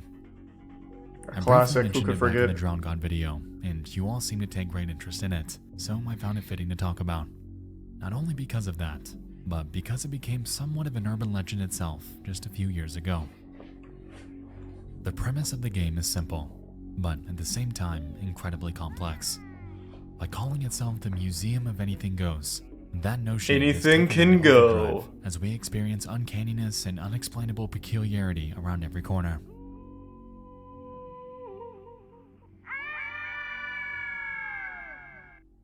This game looks lit. The basic premise involves the idea that you're dropped off in front of a strange museum and are given no context or storyline as to why. The back of the game box is incredibly vague too, stating that you're at a museum unlike any you've ever seen. There are no guards, no rules, no Where limits. is the penis man? Become a part of the imagery I haven't and played it. experience the thrill of this unbelievable interactive museum. To be honest, I don't exactly think there's any sort of end goal with the Museum of Anything Goes. It seems to be one of the earlier choose-your-own-adventure games that were made, and because of that, it's got a pretty substantial replay value. You can quite literally just explore to your heart's content. Alright, finally! And interacting with whatever piques your interest. Freedom. Whoa! 4, 3, 2. Pop goes the weasel. Hey, that's not a weasel, that's a... like an agent.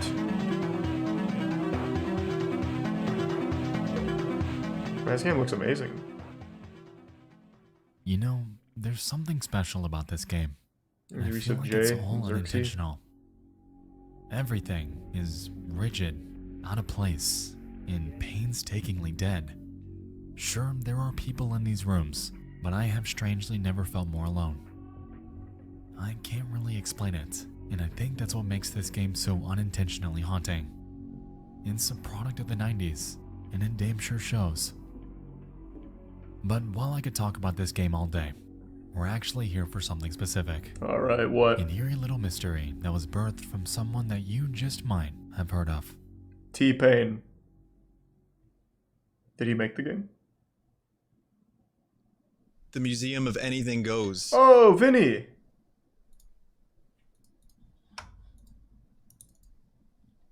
And this is some hot garbage for you here on this Sunday stream. You're gonna love it. I'm running it in a virtual OS. So for your pleasure. The future is now. For your pleasure. For your pleasure. This is Vinny penguinz0, a video game streamer that's been active for the better part of the past decade. Back in 2016, he created a mini-series where he played through various 1990s entertainment games. Yes, and he they all did. gathered a pretty substantial amount of views. The Museum of Anything Goes episode, though, stood out among the others, not just because of the game itself, but because within it, he encountered something disturbing. Deprived me of my emotions. Whatever you do, don't click the grave. You'll be sorry. What? Don't do it, Vinny! Oh my god, that's a dead body! Get me out! The fuck is this shit? Wow. Anything goes in the museum, Vinny. On this stream, Didn't you read the back of the box? thousands of viewers, the game presented what he thought to be a dead body. That belief to him was so strong that his stream archive from that night is still censored to this very day. What it actually was a bunch of... what? What did they substitute? Because he's making it sound like the mystery is that it wasn't a dead body. So what was it? So what A happened there? skinwalker? Within the Museum of Anything Ghosts, there's a section where you can interact with this specific painting that looks like it's meant to represent a portal to heaven. The game asks you to Actually, click a some phantom button and if Forbes. you want to see someone fall out of the sky. And if you do, you observe the following.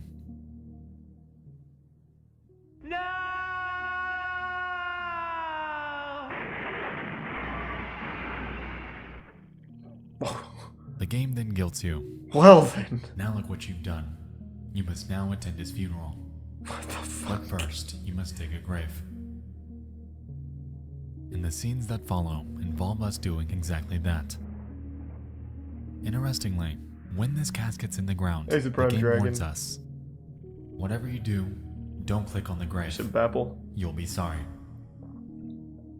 Now, I don't know about you, but to me, it seems to be setting up the idea that within this coffin is a human being. The one we had fall out of the sky. With this notion in mind, I don't fault anyone for believing that the next scene is indeed a dead body. But it's not. What is it?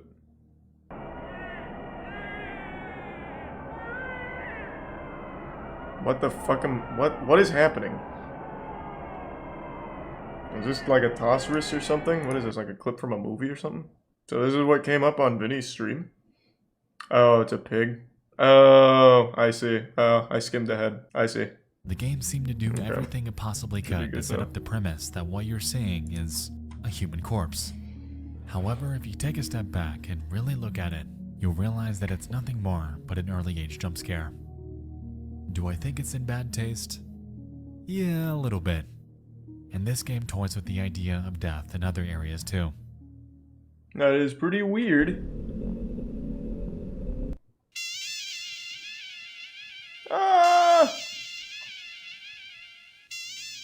Emotep. The tier All 1 in all, Korean. This game is still incredibly eerie. Blending fiction with reality, implementing incredibly rigid animation and voiceovers, and having this strange ambience throughout your entire adventure effectively solidifies this experience as one that'll stick with you. The lingering sentiment you get when playing this is uneasiness. And pressing through the abstract nonsense that's thrown at you around every corner really makes this game stay true to its name. This museum is haunting. It's uncanny. And it's a place where, as we've seen, Anything goes. anything goes. Yep. So what was the mystery? Just whether or not that was a dead body in the coffin? Yeah, it's a weird game, but it wasn't really a mystery. Is it about like the people that made it who made that game? And it was like Anthony... I forgot. Anthony something? Wayzata Technology. Wayzata Public Schools. I don't feel like looking too deep into it. Mysteries in online video Thanks, you games. said Birdsey. A newfound fascination of mine, and what seems like a fitting progression of the console conspiracy series. Tonight, we just dove into 3 gaming mysteries that have recently intrigued me. I hope you all enjoyed Thanks, this. you If Subdol. you have any other obscure video Third game one was oddities definitely the like best the ones one. we've discussed tonight, feel free to shoot me an email at nightmareexpo@gmail.com. I just think... So the third one was probably the best one. But these first two, there isn't like a mystery to be solved. It's mainly a showcase of a weird game with well, this one at least had a story. This didn't have anything. It just seems like there's no drive. So, example, this one, the mystery was the glitch. When that was just part of the game. Like, that was the core scare. Or you get like a creepy image when you do this. It's like a really common technique for shitty horror games. This one was a giant block of fucking nothing. It's just a bad horror game that I think 3 people on Reddit were just trying to figure out. That's not exactly a mystery. This one, I guess if the 4chan stuff led to anything with Q and whatever, could have been an interesting story, but there wasn't anything there. This one was just interesting overall. The Museum of Anything Goes. This whole second one was trash though. Just a bad horror game. Cult in a dead MMO? Is it this one?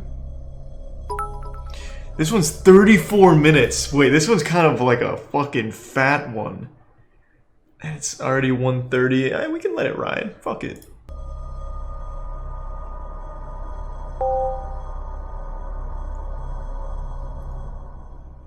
Thanks to the resub Mamalona. Maybe Soul Eater. And thanks to the Prime Lux.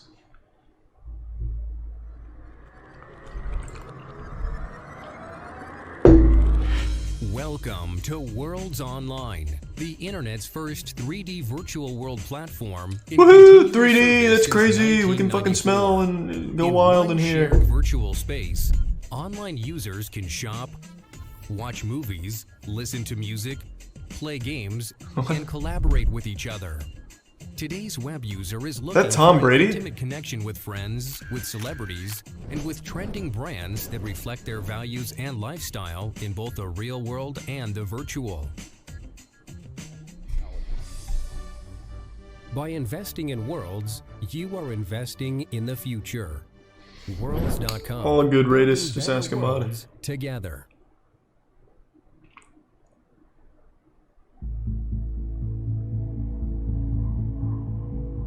Throughout the mid-2010s, an urban legend would surface about a mysterious MMO by the name of Worlds.com. Thanks to the resub Chippewa and the Tier 1 Having cuddles. been launched to the public in the mid-1990s, the game was believed by many to be dead, discontinued, and lost to the inevitable void of internet history. Where? Unbeknownst to most, How do this people even couldn't be find further that? from the truth, as Worlds.com was very much still running. But there was a catch.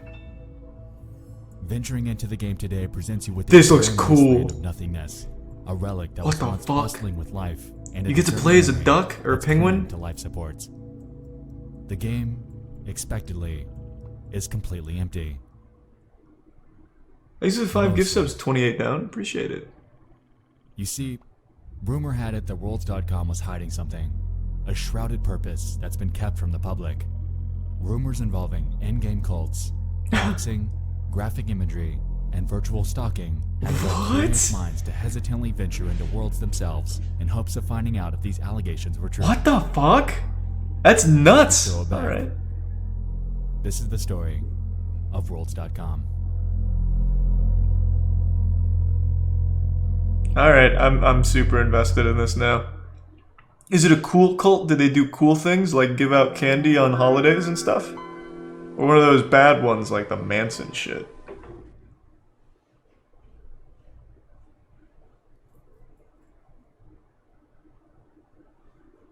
An aside.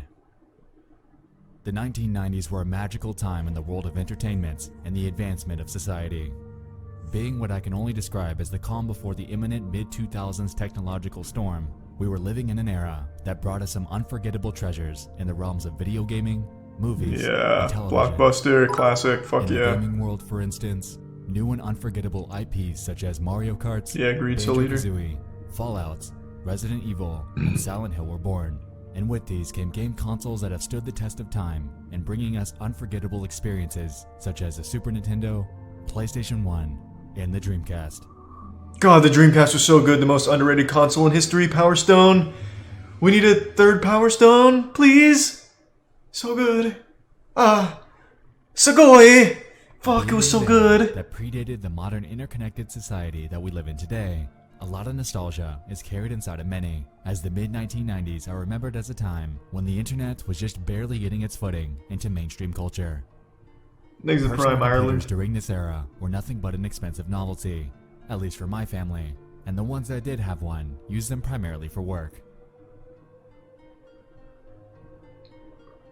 In August True of cuddles. 1995, Microsoft would release a revolutionary competitor to the Netscape Navigator, the pre-existing OG of internet browsing, called the Internet Explorer. Yeah. If you were lucky enough to get your hands on a PC in this era, then, combined with the tools at your disposal in Windows 95, you were able to venture into the vast, wild west of an enigma, known as the World Wide Web. God, the internet back then was so wild and In today's wacky. culture, things have changed. I'll never forget when I was Social media, horny and typed in discussion like boards, and boobies websites and in went to a general site that have had a become demon on it. sterilized, Haunted. being pushed to the brink of minimalism and moderation. This isn't necessarily a bad thing, but a lot of the magic and charm that existed in the wacky and terribly designed UIs of the past are largely gone, replaced by logos containing simple shapes, any shred of creative color being replaced by whites, Microsoft, and all-encompassing oversimplification of pretty much everything. As you've heard in my incessant rambling so far, the era was magical, and a lot of newfound creative mediums were on the rise. While video gaming via a conventional console was the primary method of escaping into a mystic world, the rise of the internet paved the path for a new form of interactive storytelling and interconnected social gaming. And those were a little for something we now gamers know as MMOs. Oh, or massive kinda. multiplayer online video games.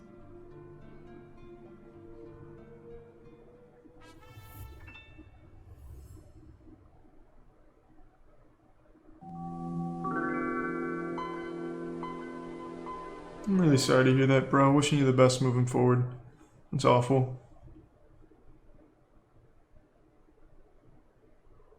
Of the many websites that were available to early adopters of the internet, one would be launched in April of 1995. Oh, I'm sorry, I didn't see with the that, name of dog. Worlds.com. My bad, man. The website was created by a Thank company you. simply named Worlds Inc. and housed a public 3D chat room that players could enter and explore to their heart's content. According to the website, the minimum configuration is a 90 MHz or faster processor with 32 megabytes of memory. The recommended platform is a Pentium class processor. Okay, real quick, is it just me, or on his voice, is there like a really low voice layered into it? Is it just my headphones, or am I hearing like a fucking MMO demon in there? Yeah? Okay, cool. So it's not just me. I didn't know if my headphones were dying, or if Satan was communicating through Lil Nas's music and infiltrating or something like that. Fucking weirding me out. No one else mentioned it in the chat. 133 megahertz or faster with 48 megabytes of memory. Windows 95, 98, 2000, or NT. A whopping 80 megabytes of Thanks to free some hard Red drive Rider and space Marksman. and an active internet connection. The game was a big success, mostly attributed to the novelty of virtual online chat rooms at the time, and garnered the attention of various big names, including David Bowie, Steven Spielberg, and a digital artist by the name of Tamiko Thiel. The latter two actually teamed up at one point and created an in-game environment called the Starbright World, which was aimed at giving seriously ill children an outlet to interact. The gameplay is mostly what you'd expect from something out of the mid-1990s. At the outset of registering your profile, players are given the opportunity to choose between various avatars to represent themselves in-game. Among them are a human, a penguin, a monster, a kangaroo, and a clown. Good selections. Advertising Not on bad. Websites are various realms. Oh, that and are you can be on the available for you to Yankees? Explore at your leisure. Among the hundreds that you're able to choose from, a few notable ones include worlds themed around David Bowie, the New York Yankees, the band Hanson, the Sky, an Animal House, and a Fun House. Thanks to resub. Venturing out into worlds for the first time, Spionix? you're thrown into a central hub with other players from around the world. The various themed environments that we mentioned prior are accessible through tunnels and doors that are next to their labels, and entering these immediately loads whichever one you so choose. Pretty innovative for its Like time, to any be 3D fair. PC game is achieved using your keyboard and mouse, and also available to you is a chat box Thanks to allowing you Prime. to communicate to Again, others Grinna. in real time. Now this seems like nothing out of the ordinary. Along with the primitive graphics, the game is pretty substandard today.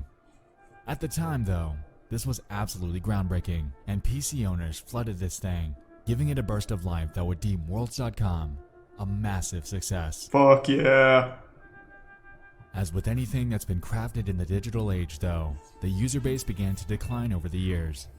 With the Kinda advent of seen it. various More like Second competitors, Life. The mid-2000s brought with it the inevitable desertion of the Worlds.com user base as players moved on to bigger and better ventures.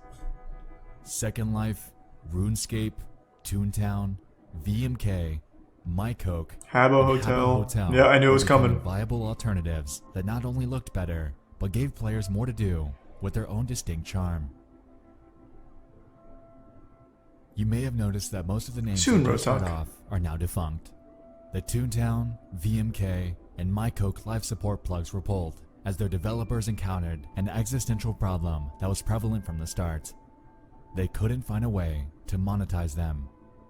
Combined with this, the fact that these games were all run with the help of moderation teams and ongoing servers, it became evident that as long as these virtual worlds were online, whoever it was that was running them was losing money. At this point, you'd expect Worlds Inc. to pull the plug. With the dwindling user base and aging game mechanics, it seemed like this was the only sensible way to go. Oh, giant spider, watch out, holy shit! Or release something new and optimized for the next generation of online gaming. But they didn't. Damn, this place is popping off in As a there. matter of fact, worlds.com is still downloadable and accessible to this day, and stands as an uncanny and deserted relic of the past. This is cool. Rumor has it that the game's creator, I wanna play. Tom Kidron, is simply fronting the server costs himself and running it out of his own home. Good man. But that begs the question. Thanks. Why on earth would an individual be fronting the costs to keep a dead video game alive? What part of this? He's got a virtual girlfriend with big so titties. That it's still in existence over 20 years later.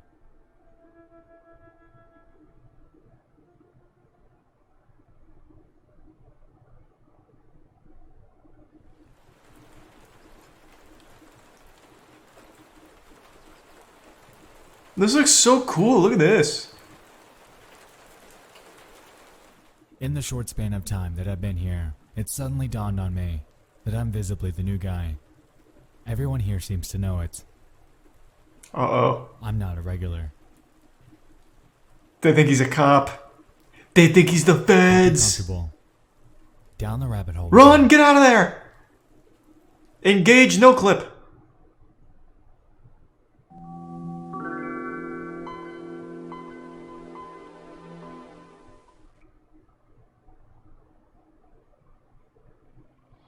Thanks to resub Broden and Kenway. Yeah, someone is still running the servers, he just said that. Rumors began to spread about the game, thanks to certain anons from 4chan's VNX boards. Allegedly, there existed potentially illegal and cult-like behavior from the game's handful of players during that time period. As you'd expect, upon catching wind of this, the rest of 4chan did what they do, and went in to investigate. Before we continue, I wanted to make something explicitly clear. In my hunting, it dawned on me that these allegations surfaced at a point in time that predated the year 2012.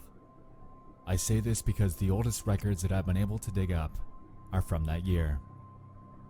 Unfortunately, most of the archives, images, and audio files that we're going to get into have been lost to time. What? However, there are some that allow us to piece together a cohesive storyline as to what actually went on in worlds.com. So let's talk about the game itself. A major element at the game's core was the ability for users to create and host their own customized universes. Wait, I'm confused. What does he say? So everything here, Shaper. 2012? What? Much like Minecraft, if someone chose to do so, they could create their own server, build what they want, and invite certain players through a downloadable file that's accessible through Shaper. Many of these became archived on various websites, and even today, there are download links out there to access certain Everything custom dated worlds. before 2012 are lost. Effectively, Okay. the possibilities were endless, and harnessing the Resub Omni. creative freedom that they were given, players were able to create some admittedly impressive worlds. Now that it's died down, though, things have become a bit darker. A bit more controversial. I'm not sure about so Second to Life speak. having a cult. While there are groups of people that are or might be strange in their own right, there are two that have starkly stood out to me as the most mysterious. Two users, a Jimbly and a Nexialist. Interestingly, both have crossed paths in the game. However, their stories couldn't be further apart. Contrary to Nexialist, the stories surrounding Jimbly seemed a bit more grounded in reality.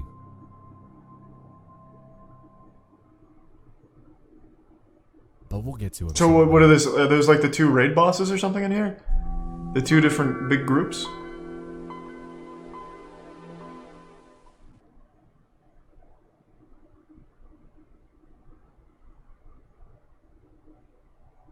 First, I'd like to introduce you to Nexialist.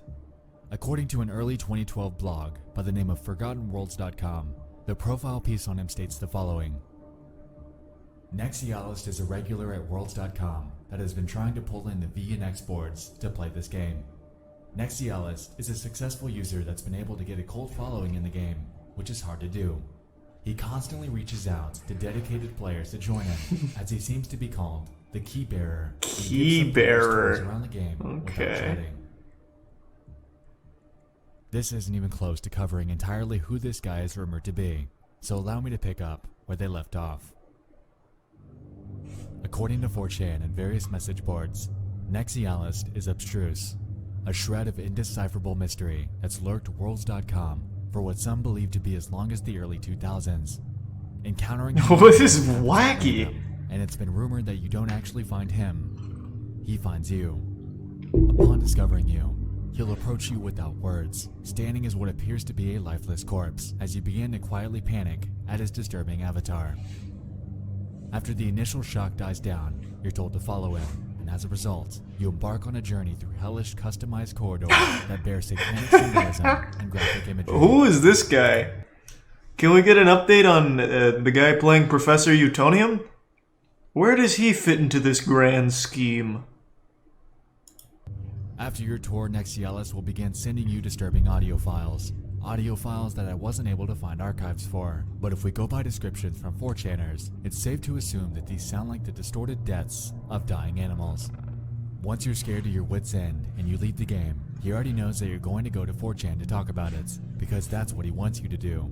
Spread the word, get people talking, and the next sucker that grows a sliver of curiosity and decides to check it out is his next victim.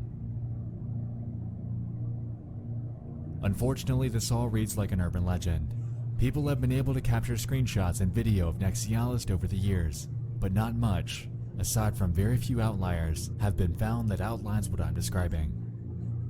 Because of that, I'd like to put a pin in this arcane figure and circle back on him later. Because this is the game Vinesauce played, Vinny? I'd like to bring you into. Is it? Someone I saw on one of those threads. And he didn't encounter Nexialist? The Hidden Worlds website that I mentioned earlier serves as a diary of the experiences that a man named George Costanza had witnessed when he first played Worlds. According to his blog, he found a bizarre network that this Gimbly guy seems to be running, and the entries on his website outline a considerable amount of information that I'd like to dive into and unpack. The very first post on the website was made on January 5th, 2012. It reads as follows. Well, I started playing this game called Worlds.com. Seemed innocent, but according to V, it has some fucked up things from the past. Everything's forgotten here, and in a group we explored the game. In the coming days we'll share our stories and pictures here. Further on that day, another post was made outlining Gimbly's supposed network and its inner workings. The game started as interesting, Soul Eater. We had gags while we explored the worlds, skeletons popping out, and finding Pegasus. Things a person could expect from playing Roblox or other games where your creations are welcome. But things turned bizarre. Our friend Grad, as we called him, was showing us these rooms that I mentioned, and eventually we ended up in a lobby filled with brown doors with text on them. These doors had the creator's name and a description of the level or world. This guy, Bilbo99, had messed up levels with Easter eggs everywhere, and we praised him for his creepiness. And then I noticed at the right corner of my window said erotic in Gimbly. Hey, Gimbly! This map was Gimbly's creation. Fuck yeah, look at him. He's having fun. Starbucks. However, things would take a turn. You see, there was a person that contacted me named Megalic. Her or his avatar was a bird or an angel. She claimed that she was new in the world, as I was, but she'd been playing this game for a week and already gotten dirty and knew what this shit was really about. To act new is a common trick to bait new players. Anyway, Gimbly had a network that was serious. How serious? To enter his network, you need to provide mugshots. For example, here's Bilbo99. There were a total of 3 rooms filled with different mugshots of users, but room 2 was dedicated to Gimbly. Hold on, let me go to the bathroom real quick. Give me 2 seconds, sorry to blue ball you. Alright, I'm fucking back. Ended up taking a shit. Jump scared myself with my own fart. Pretty wild series of events. Let's go.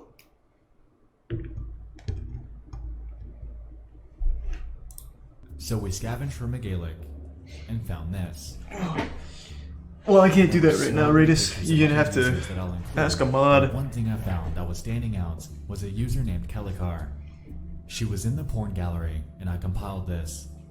It seems like someone has stalked her, and the rooms were labeled Kelicat. This user must have been a fat cat in the network. As you can see, Kellicat's written there, so what Jimbly does now is retrieving nude pictures of regulars that are still left. Megalic was the proof that we needed, since she'd only been playing for a week tops. Wow, Jesus, Jimbly. Below this, George displays the various screen caps that he was able to take of the various mugshots of different users. Of the bunch, he was even able to grab a few of Jimbly himself. Intrigued by this atypical finding, he decided that him and his group of friends wanted to investigate a bit on their new friend. I don't think I've seen that, Kumgar. As it turns out, there was a bit more going on with them than they initially thought. And yet another post from the same day, titled, Megalic, a man or a woman, he describes the following. Megalic's nudes that could be found in the other post seemed too good to be true. Her head was cropped out and with the body of a young woman, while her mugshot shows an older woman in her 40s, and that picture's really old. What does that leave us with? She could have faked them because she doesn't want. So how is this a cult? I'm a little confused. A man playing as a female. Seems like a Reddit mod using his power to get pictures. Real email, although it's linked to a man by the name of John. John's in his 50s, seems to enjoy MMOs. He's a tier 1 biscuit boy. Any interest of games, and has her only Facebook activity labeled as kids. So yes, Megalic might be or is the man posing as a fragile woman while baiting for pictures. Those pictures up there, except for his profile picture, is a year old. The pictures are from 2009, and then he used a picture of his wife to verify himself, and thought how cool it would be to send a fake picture of a pair of tits to make him look like a god in a game. Okay. Classic John, I guess. Network encompasses some extremely odd people. People that are impersonating others and using real-world mugshots to gain access to whatever it is that he's running. One might go as far to say that Nexialist isn't the cult leader here, but rather, it's Jimbly, as most of the rumors about the former seem to relate to what we found with the latter. In a third post I'd like to focus on, titled, Jimbly's Inner Circle. Oh, sweet. Well, thank you, George Spooky. proceeds to explain the following.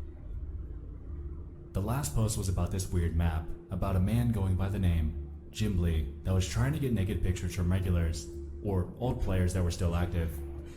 So we stalked him. He hung out at a beach, but once we arrived, they'd all scatter and disappear. Thankfully, though, the friend tool and a built-in avatar tool could let us teleport to them while wow, good shit. But that was for later. Meanwhile, we scavenged the net for Jimbly. We found his website, jimblyworlds.com. Whoa, Jimbly. jimblyworlds.com/pics, only to show a black screen with red typed text that said darkness. Pretty cool website. George reveals publicly accessible information about Jimbly, including an email address, before closing his post with the revelation that also, Jimbly's into traps. This can be found in his porn gallery. With this in the back of our mind, you know I couldn't just let this go. I had to get in. I had to find out if this was real. There's no way it'd still be up. Jimbly and began my hunt. What would it be, 7 years later? Jeremy Erickson. I start a message and write the following. Good evening, Jimbly. I've recently started playing Worlds and was interested in joining your in-game network to congregate with yourself and other players. Upon consulting with a few anons from X, I was told to reach out.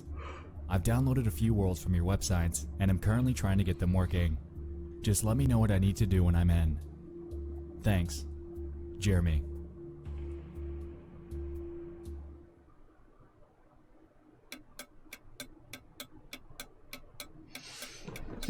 This really doesn't seem like a cult, though. It's just a weird community.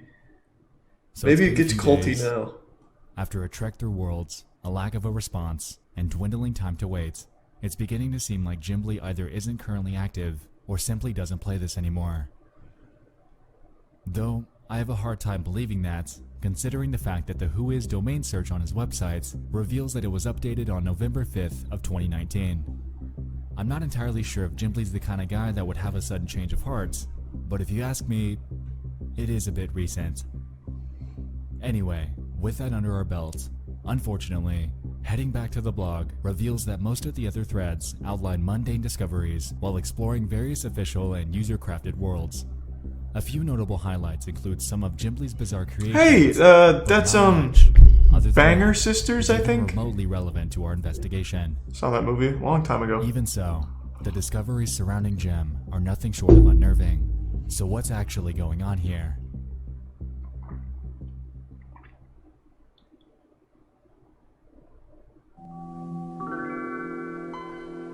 He's the Prime Purple Elite.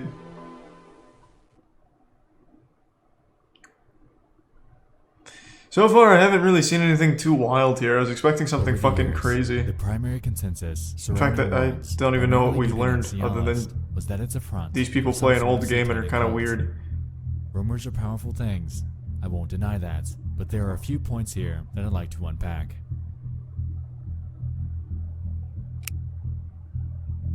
Contrary to Nexialist, Gimbly surprisingly hasn't generated much buzz online.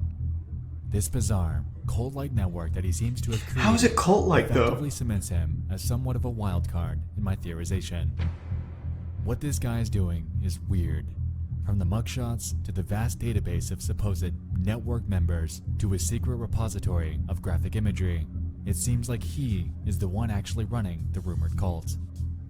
While it doesn't deal with Satanism and death like the urban legends claimed, this guy is, whether he knows it or not, effectively catalyzing a situation in which people run the risk of being doxxed. It took George not even one full day to piece together the real identity of the wife and man behind the McGalick mugshots, and it's unclear how many other selfies that he has stashed away in the world that he's, according to the blog, been building since 2005. To be frank, aside from the lack of a response, I wasn't able to find much else surrounding this guy, and it's safe to assume that there are others like him. I'm not sure, Rotalk. Aside from a few key players, is surely something that would catch the eye of somebody trying to run some sort of network under the radar. With that being said, I encourage you to make your own conclusions about him.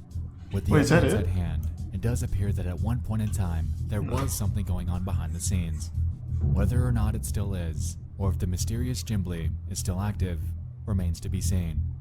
While I haven't been able to track him down, maybe you can, but keep in mind that if you're so curious as to venture in on your own, your potential discoveries may be nefarious.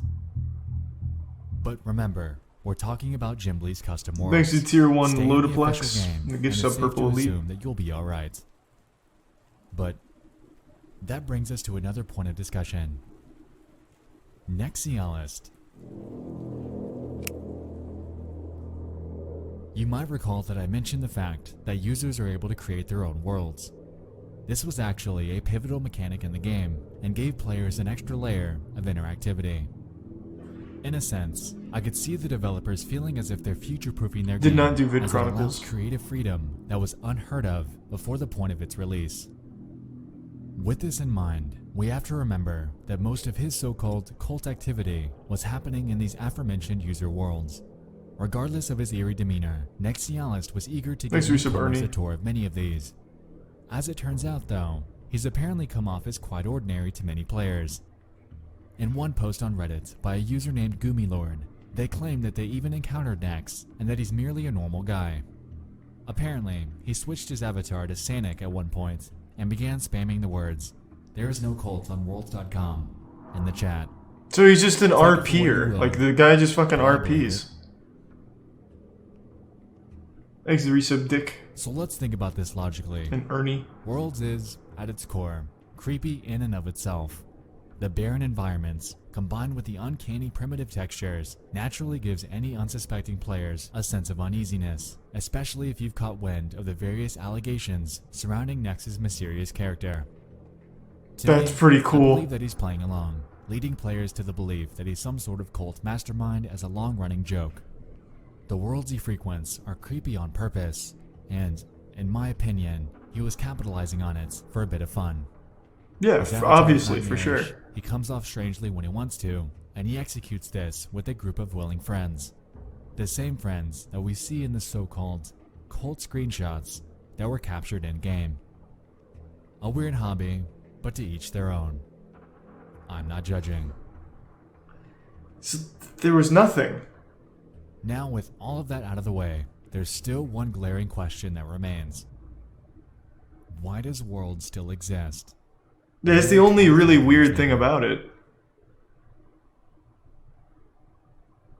Like, there's no point to keep it running. That's like the only odd thing. Like, Gimli asking for pictures of people is the sign of a lonely person wanting to make sure, like, you know, this is a person, and I'm talking to a person. That's what it strikes me as. And the porn stuff is him taking fucking Google images. Direct your attention to the game's owner. Tom Kidron, in his many years as the world's owner, has become somewhat known. There's the 5 goose subs, Lotoplex. Thank you, man. Troll. Patent trolls essentially purchase many different elements and ideas of a particular product and squat on them for years, filing lawsuits against anyone that violates them.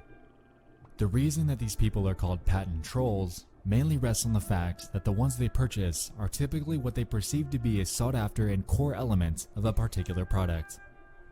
In this case, Kidron's been squatting on patent number 7,181,690. Classic patent. Which is titled System and Method for Enabling Users to Interact in a Virtual Space. This was filed on August 3rd, 2000, with further detail in the following. The invention provides a highly scalable architecture for a three-dimensional graphical multi-user interactive virtual world system.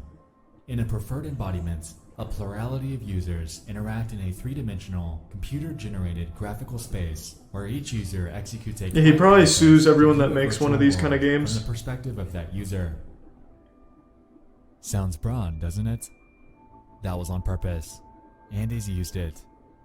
Even as of this year, there are articles all over Google explaining legal cases that Worlds Inc. has filed Worlds vs. Bungie? IPs such as Second Life, Blizzard, Bungie, and more.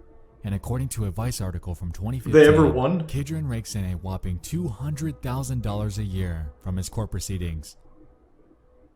This effectively explains away the server cost. When not many, if any players play your game at all, the result of this is cheap upkeep, low bandwidth, low server costs. Ergo, he's raking in cash with a positive net income. In the US, the typical patent lifespan is 20 years, so at the time of writing this, we have just short of 9 months before Kidron would either have to renew or simply let it expire. As a result of I'm this, sure he renewed. If he so chooses, he could let it run its course and retire from his relentless court proceedings. If he does, I wouldn't be surprised if the world's game goes down with it, effectively and permanently leaving this artifact of a game to die.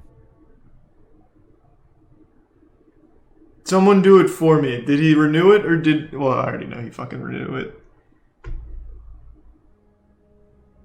So, all in all, as it turns out, Gimli is the real enigma here.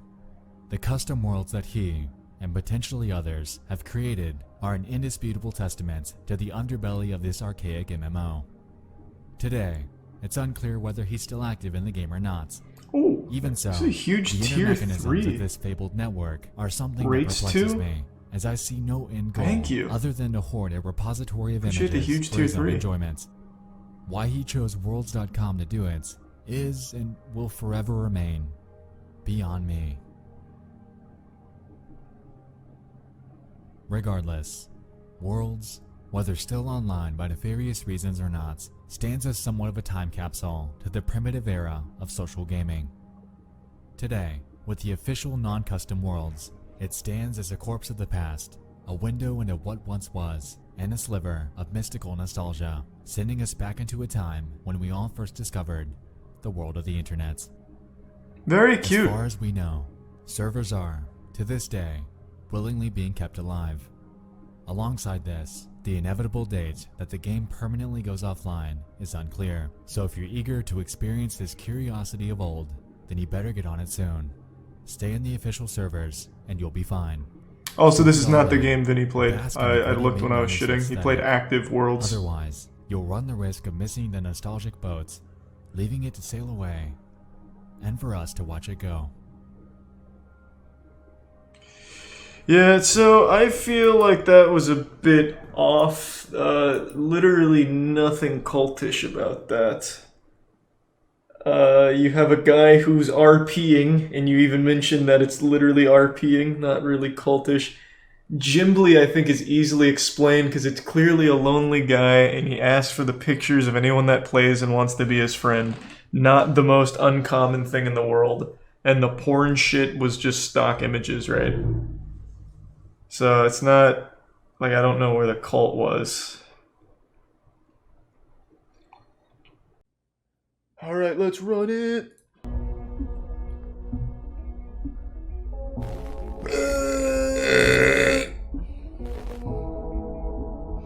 There's the Prime Kriggy.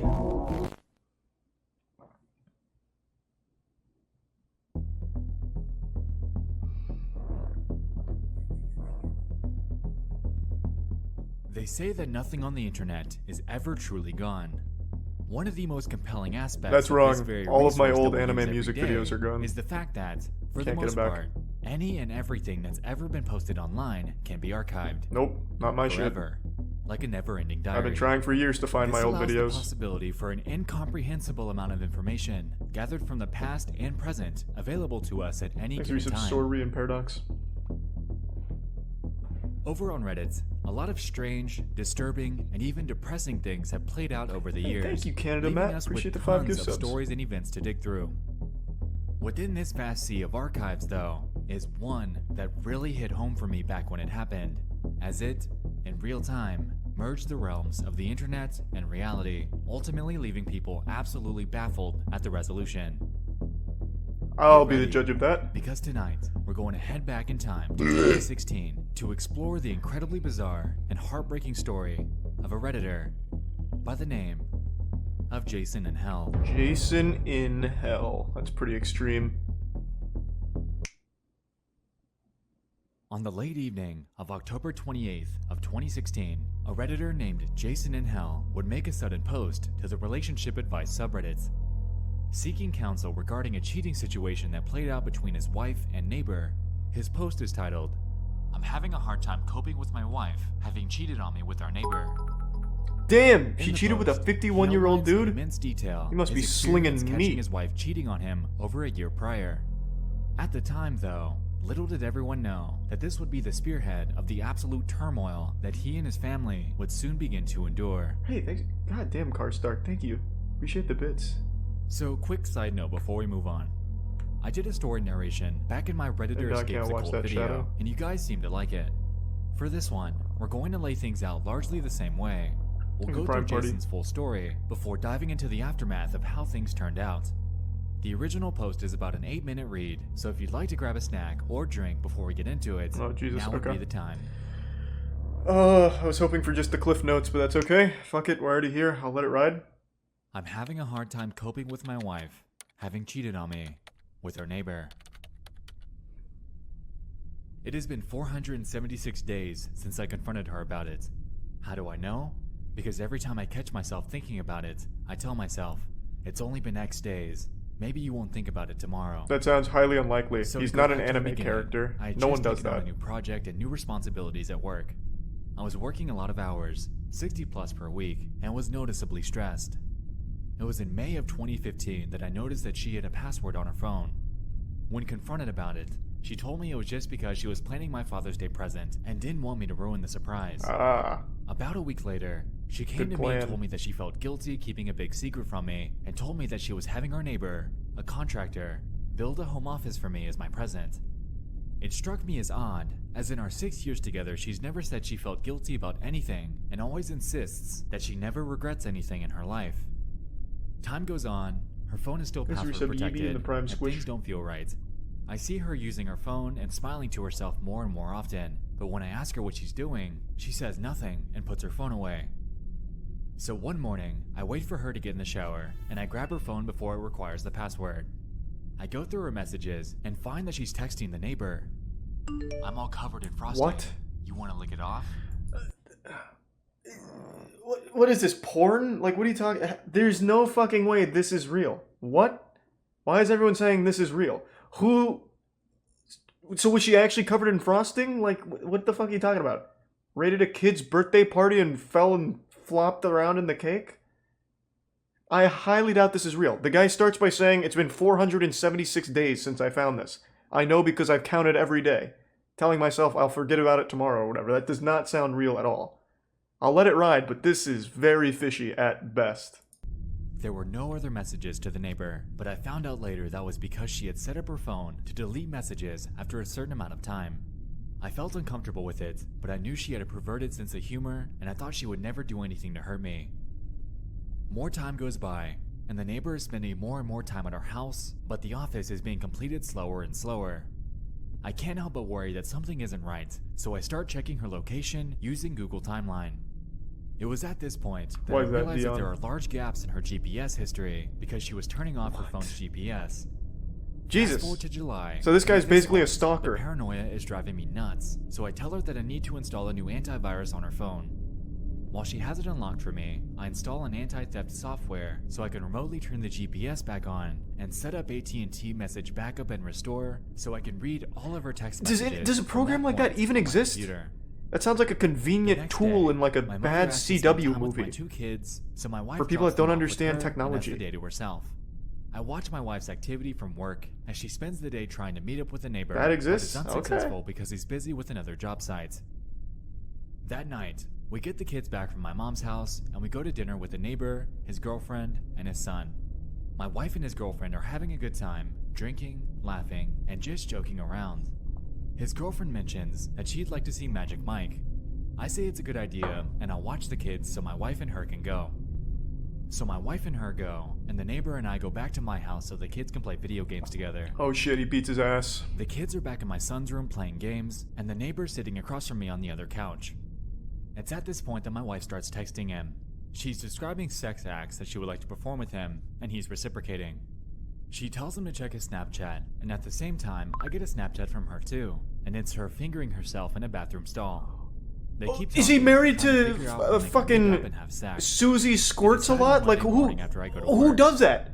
So in my head, what? I already planned to pretend to leave and circle back to catch them, but then they tell each other they love each other, and it's all I can do not to leap off the couch and knock him out. But I contain myself and continue reading the conversation unfolding in front of me. Then he tells her, "You're my girl now," to which she replies, "Always have been," ending with him writing, "And always will be." This is fanfic. This is literally fucking fanfic. Holy shit. My wife and the neighbor's girlfriend returned from the movie, and I asked them politely to sit down. I then asked the kids to stay in my son's room and shut the door. I return to the living room and confront my wife and the neighbor. I say, "So you two love each other, I really huh?" appreciate the huge And bits. my wife I'm goes glad you had into fun full-blown tonight. denial mode, and the neighbor's girlfriend starts smacking him. I ask my wife if she's been texting him. She says no, so I show her the text messages. She admits to it but says it was the first time that it went that far. I ask my wife if she sent him pictures. She says no, so I show her the picture, and she admits it but says it was the first time. I ask her if she's having sex with him, and she says no. Because I didn't want to catch them having sex together, I didn't have evidence to prove her wrong, so that one stayed unresolved. I tell her that I'm leaving her, and she tells me that she'll make sure that I never see my kids again if I do. She planned on using the fact that I had attempted suicide in high school to prove me unfit to have children. She continues to say that it was my fault for being so busy with work and stressed out that she just wanted someone she could talk to. Then she gives me an ultimatum to decide what I'm going to do, or she'll decide for me. The neighbor's girlfriend starts defending the two of them, saying that it couldn't have been that serious if they weren't having sex, and that my wife and I are too perfect together to let this break us up. The neighbors go home, and my wife and okay, yeah, that sounds like something normal that happens. We go to bed separately, having not resolved anything. We keep going back and forth on the subject all weekend, and finally settle on we were going to separate temporarily while we figure out what we want. I was going to stay in the house, and she was going to take the kids and go to her mom's house. That Monday I go to work, and I get a text from her in the middle of a meeting with my bosses, stating that she had explained things to our kids, but they were upset, and I needed to explain things to them also. I get home from work to find my kids crying.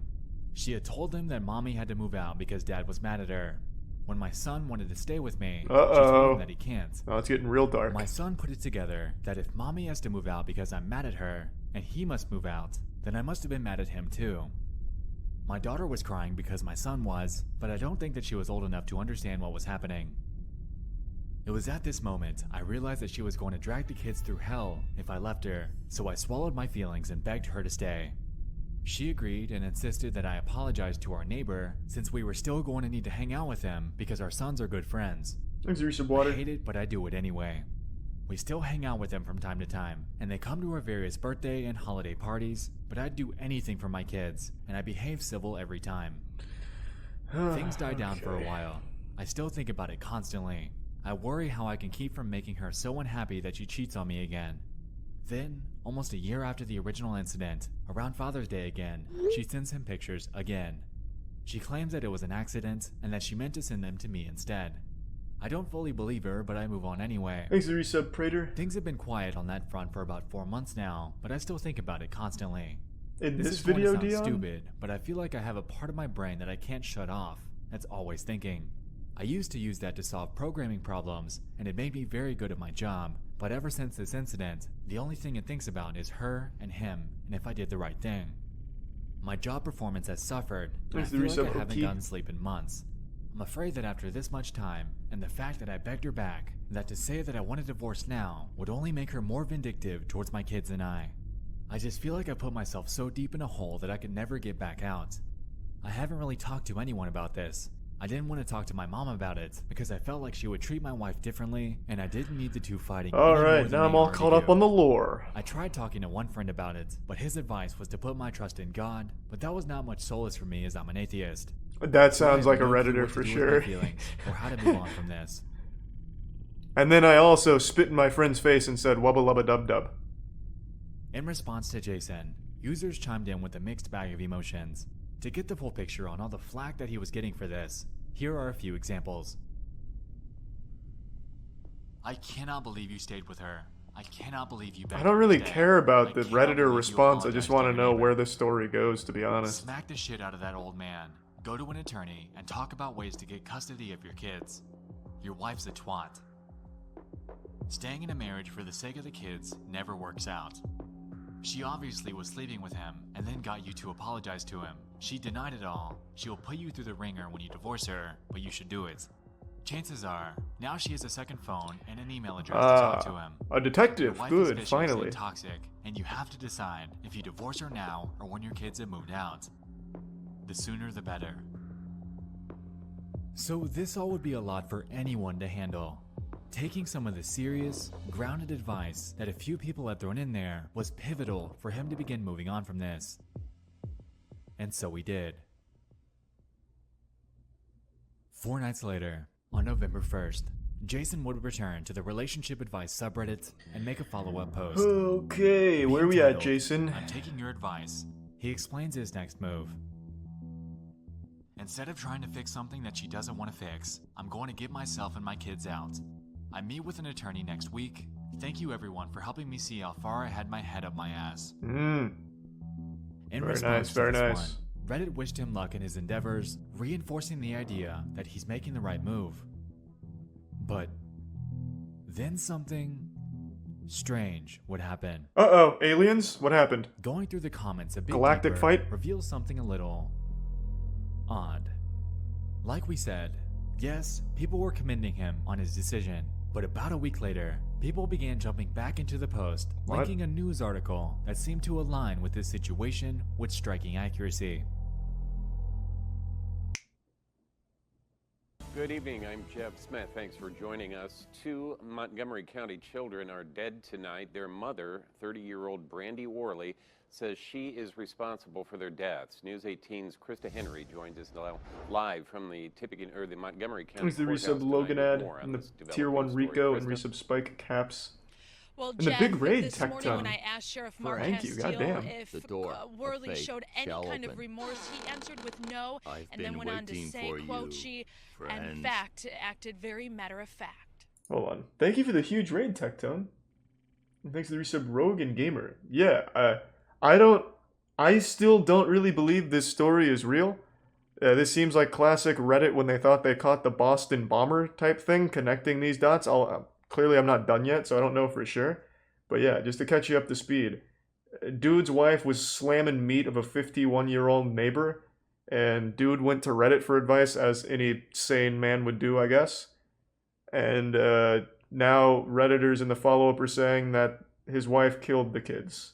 So that's where we're at. Thanks to Prime Shift. Reasons why I think it's fake. This guy counted every day for 476 days that his wife was cheating. And apparently his wife fingers herself in movie theater stalls and sends it to him or sends it to the neighbor on Snapchat and him. So, I don't know, it seems weird. Seems fishy. According to ABC6 Indianapolis, on November 17th of that year, a Montgomery County mother was charged with 2 counts of murder after police say she admitted to killing her 2 young children. According to the probable cause affidavit, Brandy Worley told police that her husband was divorcing her, and "I did not want him taking them, so I stabbed them." The children's father, Jason Worley, was sleeping in the basement at the time of the crime. Jesus, why the basement? According to court documents, Jason had filed for divorce on Wednesday, citing an irretrievable breakdown in the marriage as the reason for the divorce. Now, this definitely carries tons of parallels to the original story. Here, we have a woman named Brandy Worley who, in cold blood, murdered her children, citing the fact that she didn't want Jason taking them as her motive. On the other hand, on Reddit, we have this story by this Jason and Hell guy, who has the same first name, might I add, about his unnamed wife being unfaithful and how he just filed for divorce. And lastly, in his original story, he relayed the fact that his wife claimed that he'll never see the kids again if the two split. These recent Papa Blacks. Back when this was unfolding, people were speculating that this might be the same guy. Tons of signs were pointing to this, but most were simply trying to maintain that tiny sliver of skepticism. That was until November 21st, when Jason would return to do one last follow-up, essentially confirming everyone's preconceptions. Thank you. I would like to give a heartfelt and sincere thank you for the advice and support I've received here. No one could have foreseen the tragedy that resulted from me filing for divorce. You guys perform a wonderful service to those in need, and I hope you continue to do so in the future. Below this, he attached a link to the same news article outlining the situation. And it was at this moment that everyone realized just how real this entire thing actually was. Yeah. Anyway, Brandy was the one that stoically reported this to the authorities. That sounds like a totally reasonable post for a father going through grief saying thank you and linking the death of his children so casually. Montgomery County 911, where's your emergency? 203 South Madison Street. In what town? Darlington. Hey, what's going on there? I just stabbed myself and I killed my 2 children. You stabbed yourself and killed your 2 children? Thanks, you give sub Tony. Mm-hmm. Okay, and what's your name? Brandy Worley. Brandy what? Worley. Okay. How do you spell your last name? Worley. And where are the children at? In my daughter's No. All of this is real. I'm saying the Reddit post being this couple is what I'm questioning. I'm not done yet, so maybe I'll be convinced here in 4 minutes. My husband wanted to divorce and wanted to take my kid. I won't let him have my kid. Okay, and how old are your children? 7 and 3. 10 and 3? 7. 7 and 3? Mm-hmm. Okay. And where did you stab yourself at? In the neck. Okay. Are you bleeding? Yeah, there's blood everywhere. Where's the bitch Where are lavender? you at? In my living room. You're in your living room? Mm-hmm.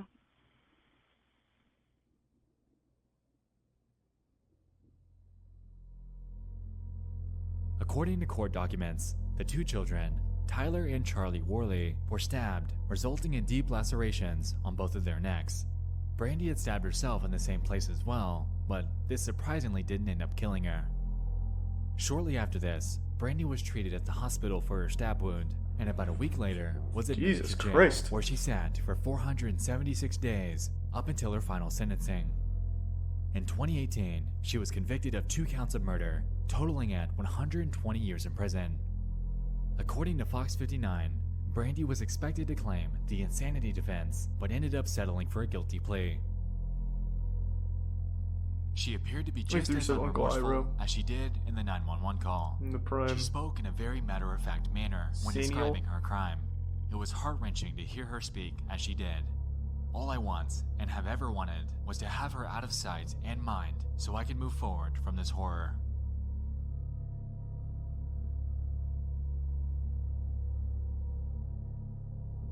To this day, Brandy Worley sits in the Rockville Correctional Facility in Park County, Indiana, serving out her time in prison for the remainder of her life. As for Jason, he's made a return to Reddit under the nickname Jason in Code, giving everyone a much requested update on how he's coping.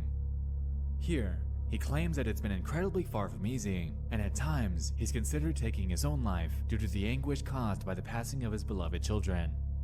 Regarding the sentencing, he believes that Brandy shouldn't have gotten the death sentence because that's what she would have wanted, and after 9 years of giving her exactly that, he wanted to avoid it in any way he could. Overall, though, Jason mostly claims that he's doing better, and becomes more so with each passing day.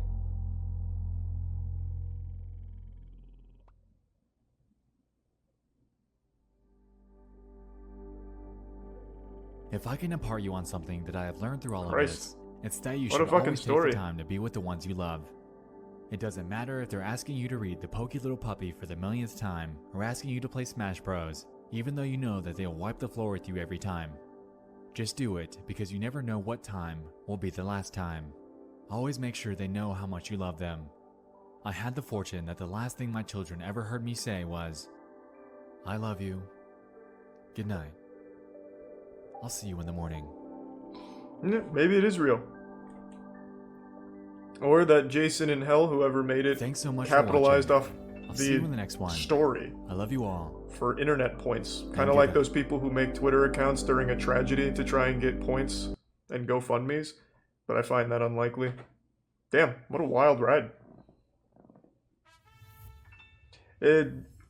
Still, this really strikes me as super odd. Assuming this is all real, why would he make this post as a follow-up? This does not seem like someone who, literally days after the murder of his kids, would be so cavalier to post this. Seems very odd to me. But, who knows, I guess. Thanks to resub Selden and the Prime Aiden and Turtle. The resub Giblet. Cavalier being the wrong word.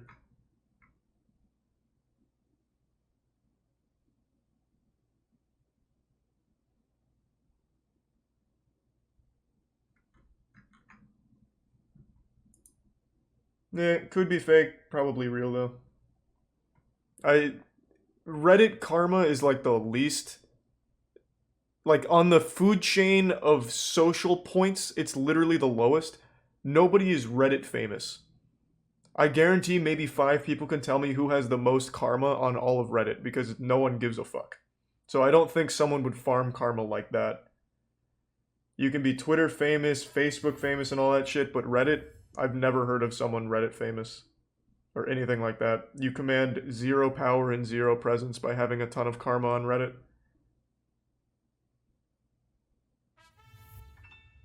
Seen that one actually, Wicked. And thanks to the resub Super. So it's probably real then. Fucking wild story. Deep fucking Value isn't famous for Reddit. He's famous for that entire GME movement, which started on Reddit, I suppose, so you could argue it, but it's not like he was just a Reddit commenter. Like, he wasn't a Reddit karma farmer. He was a Redditor who did something fucking crazy, which caught on and blew up.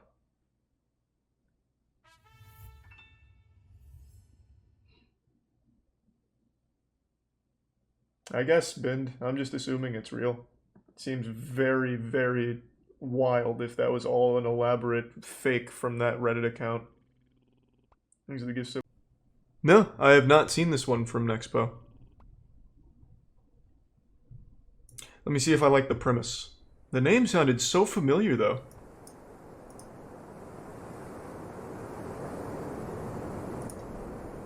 Thanks, the Prime Twilight. And no, I have not heard of them before, Taylor. Friday.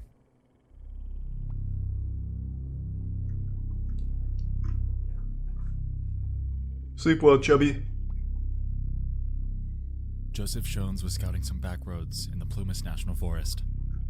He spent the better part of the day navigating his Volkswagen in hopes of returning with his family the next day. Sure, Rip. No problem. However, due to harsh weather conditions, his venture led to his car becoming stuck around 5:30 p.m.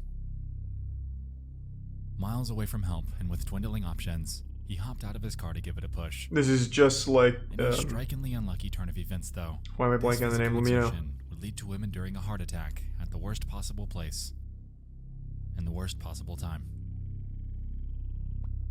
He returns to the confines of his vehicle, enduring the pain and contemplating on what to do. Oh, this is Dyatlov Pass. He'd catch his biggest break. Two sets of headlights coming from the opposite direction, and the shadows of what looked like a woman, a baby, and a group of guys walking towards him while engaging in conversation. No, it's not good. Okay. After realizing that this could be his ticket home, he fumbled out of the car and began calling for help. Once he started doing so, the headlights turned dark, and the conversation fell silent. A couple hours later, with his car still running, Shones would encounter another anomaly. Flashlights shining in the far distance. He's the prime As seraphim. expected, he'd jump out once more, vehemently pleading for one of them to notice him. However, this too felt unsuccessful. Another couple of hours pass, and Shones' car runs out of gas. Fortunately, though, by this point, he'd felt well enough to exit his vehicle and begin a trek up the road towards a lodge roughly 8 miles away. Exhibits Chomsky. It was on this walk when he'd witnessed a 1969 Mercury Montego with no passengers inside. Considering the circumstances, and having spotted numerous people in the last few hours, he didn't think much of it. I love the visuals here. Took him to the early I love morning this of the next style. Day, and there, he was able to obtain medical treatment and much needed help to get his car out of there. What he failed to realize, however, was the fact that on this journey, he passed the vehicle of 5 men that would soon become enveloped in one of the strangest unexplained mysteries. There's a prime Sporksy, the resub Franco.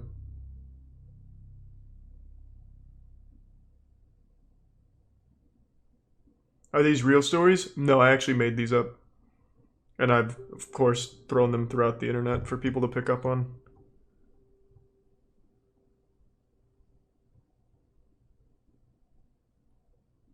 Sleep well, Dead Inside. February 24th.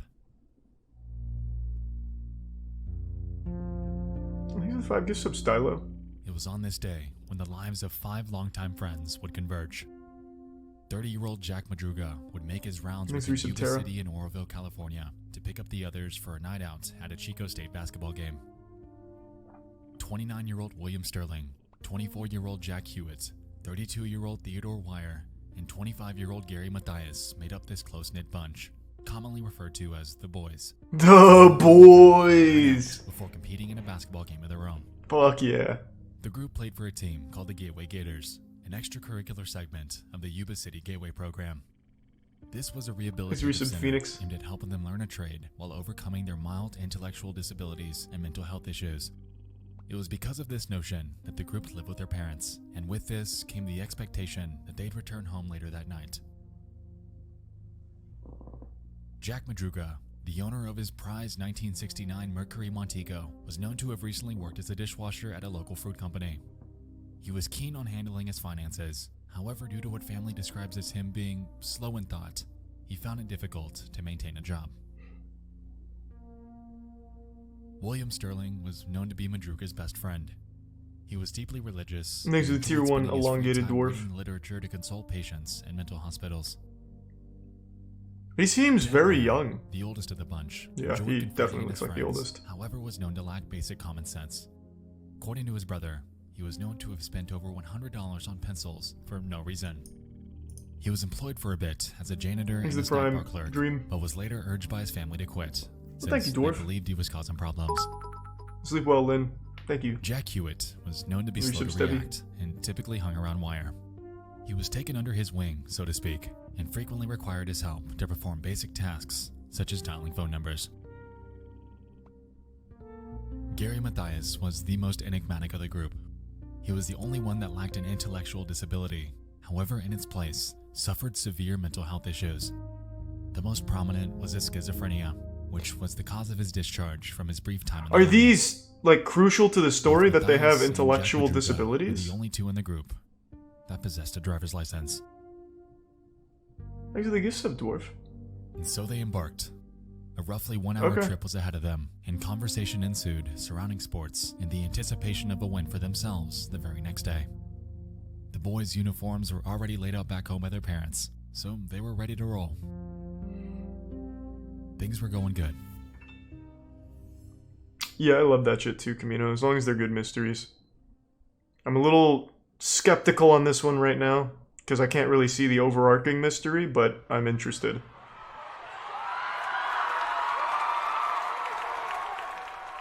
p.m. Chico State's road opponent UC Davis takes the win.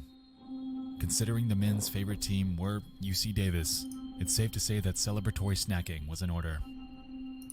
They hit up a local convenience store by the name of Bears, where they loaded up on a Hostess cherry pie, a lemon pie, Yep. a Snickers bar, Yep. a Marathon bar, That's big. a couple Pepsis, Okay. and a quart of milk. Milk. It's been noted that the clerk that checked them out that night was trying to close. Let's get fucking As a wild, result, boys. I'll get the he was milk mildly and annoyed by Pepsi. them being there. Little did they know that they'd be one of the last ones to ever witness this group alive. Thanks to resub here for the The gangbang. boys jump back in the car and embark on their journey back home. Home. Oh shit! The boys have hacked him. They didn't make it back home that night. Thanks to resub young. Instead of driving south, they took a detour east. Their journey that night encompassed their ride from Oroville to Chico. You would think that they'd head straight back down Highway 99 and Highway 70, but that didn't happen. They actually called the helicopter. Right before arriving in Oroville, the driver took a detour Maybe off get- of Highway give some 70 again, and onto dwarf. the Oroville-Quincy Highway, a road that runs across Lake Oroville and up towards the Plumas National Forest. They drove until the road ended and continued their journey up a dirt trail until their vehicle became stuck in the snowdrift. It's unclear what happened from this point forward, but sometime after this arrival, they'd exit the confines of their car and embark into the night. Yeah, I know After who that is, lunch, Mudman. Joe Shones' medical treatment had gone well. He paid no mind to the Mercury Montego since it wasn't out of the ordinary, and by midday, he was able to get his car gassed up and headed home. Concurrently, since the boys were nowhere to be found, the mothers of Ted Wire and William Sterling were contacting police, pleading for help and finding Thanks their to give children. sub Ethanist. It was out of character for every single one of them to be away from home for prolonged periods of time. So they believed. How the fuck did the guy walk 8 miles, rest, get gas, and walk 8 miles back, find his car, and fill it up? That guy has incredible sense of direction.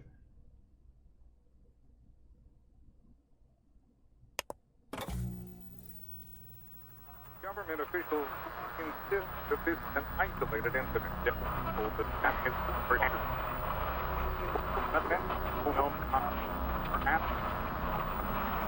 We will continue to keep Did the boys survive? He said twice that they did not survive, whatever happened.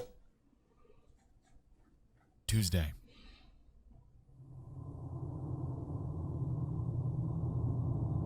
A forest ranger scouting the area notices an abandoned turquoise Mercury Montego. It was left on an Thanks, Brian unpaved Kyle. road near Elks Retreat, a staggering 2.5 hours from where the basketball game took place. The vehicle appeared ordinary. It was unlocked, Thanks, the Yusuf window was Talos. down, and snack wrappers littered the seats. In the gas tank was more or less a quarter tank of gas, and by the time it was located, it wasn't stuck.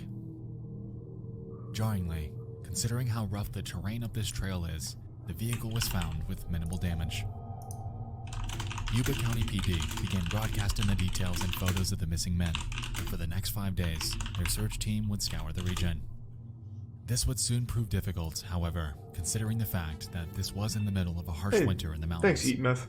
It's been reported that the search team nearly lost people on a couple occasions, and by Sunday, a harsh winter storm would move in, dumping nearly 9 inches of snow in the area. It was because of this, the environmental hazards, and the fact that time was running against them that led the police to call off the search until snow melt that spring. And as the case sat on hold, their families were frustrated, and the 5 men were left out there, isolated. Well, or they could have found an underground society. And could have escaped the elements.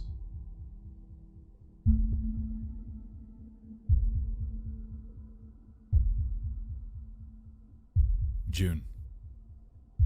A group of bikers are out on a weekend ride and head up onto the sites of an abandoned Forest Service trailer at the Daniel Zink campground near Bucks Lake. The facility involved a main, large trailer in the middle with multiple smaller satellite ones around it. When they pulled in, they noticed a prominent, malodorous smell emanating from the main structure. Uh-oh. Immediately after, the boys took shits. A broken window. Uh-oh. They head inside, curious on what they've stumbled upon, and a body. From head to toe were bed sheets concealing their identity, and after pulling them off, they discovered that it was one of the 5 men that disappeared 4 months prior. Thanks for resub, Blub. It was Ted Wire, 80 pounds lighter and with a considerable beard, lending credence to the possibility that he took refuge here for more or less 2 months. What the fuck? In the bed, they discovered his body with his shoes missing. With that, his feet badly frostbitten. Thanks to Tier 1, Reese. It appeared that he passed away due to starvation and exposure to the elements. However, he strangely could have avoided this fate altogether. Since he took shelter inside of a Forest Service trailer, he had access to ample heat sources and enough canned food to last all 5 men months. What? They chose to stay there. While they found 12 open cans scattered throughout the room, the vast majority of them were unopened, and it also appeared that no effort was taken to block off the window that was broken when they entered. The scene? Bewildering, especially considering that it was 19 miles away from where Joe Schoen spotted their abandoned car. But all in all, how would they not? Investigators needed. So why wouldn't the investigators check here? Though, like 19 miles isn't that absurd, considering that one dude walked 8 miles back and forth. And hope for closure, search teams prowled the new focus area southeast of Bucks Lake.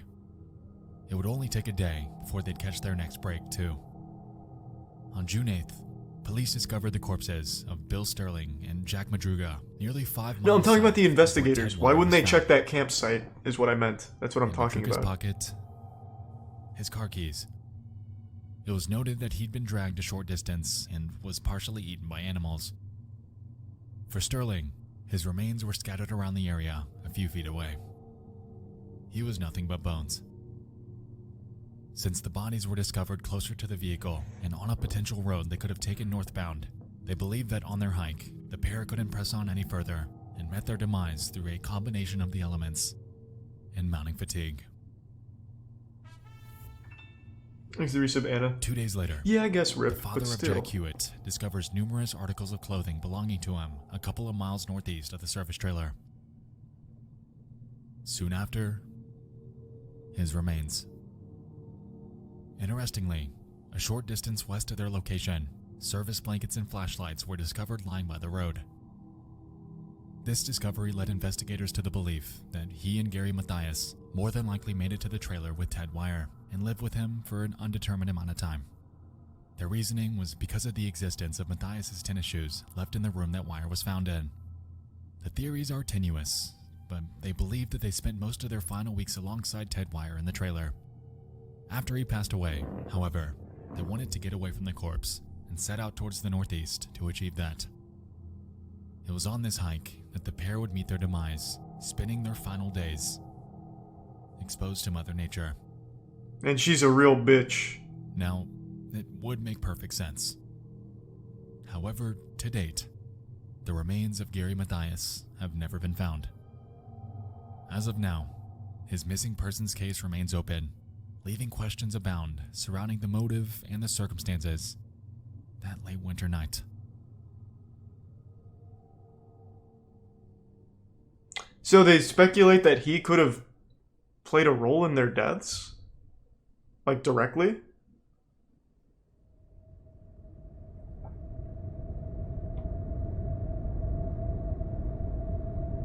He became the huge foot.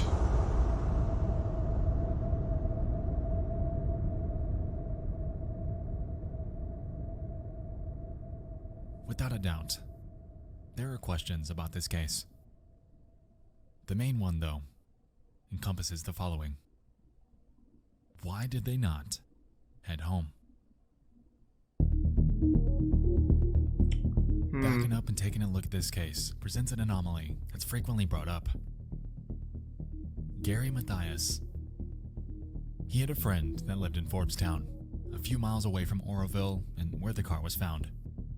This has led many to consider the potential that Mathias had more to do with this than some were letting on.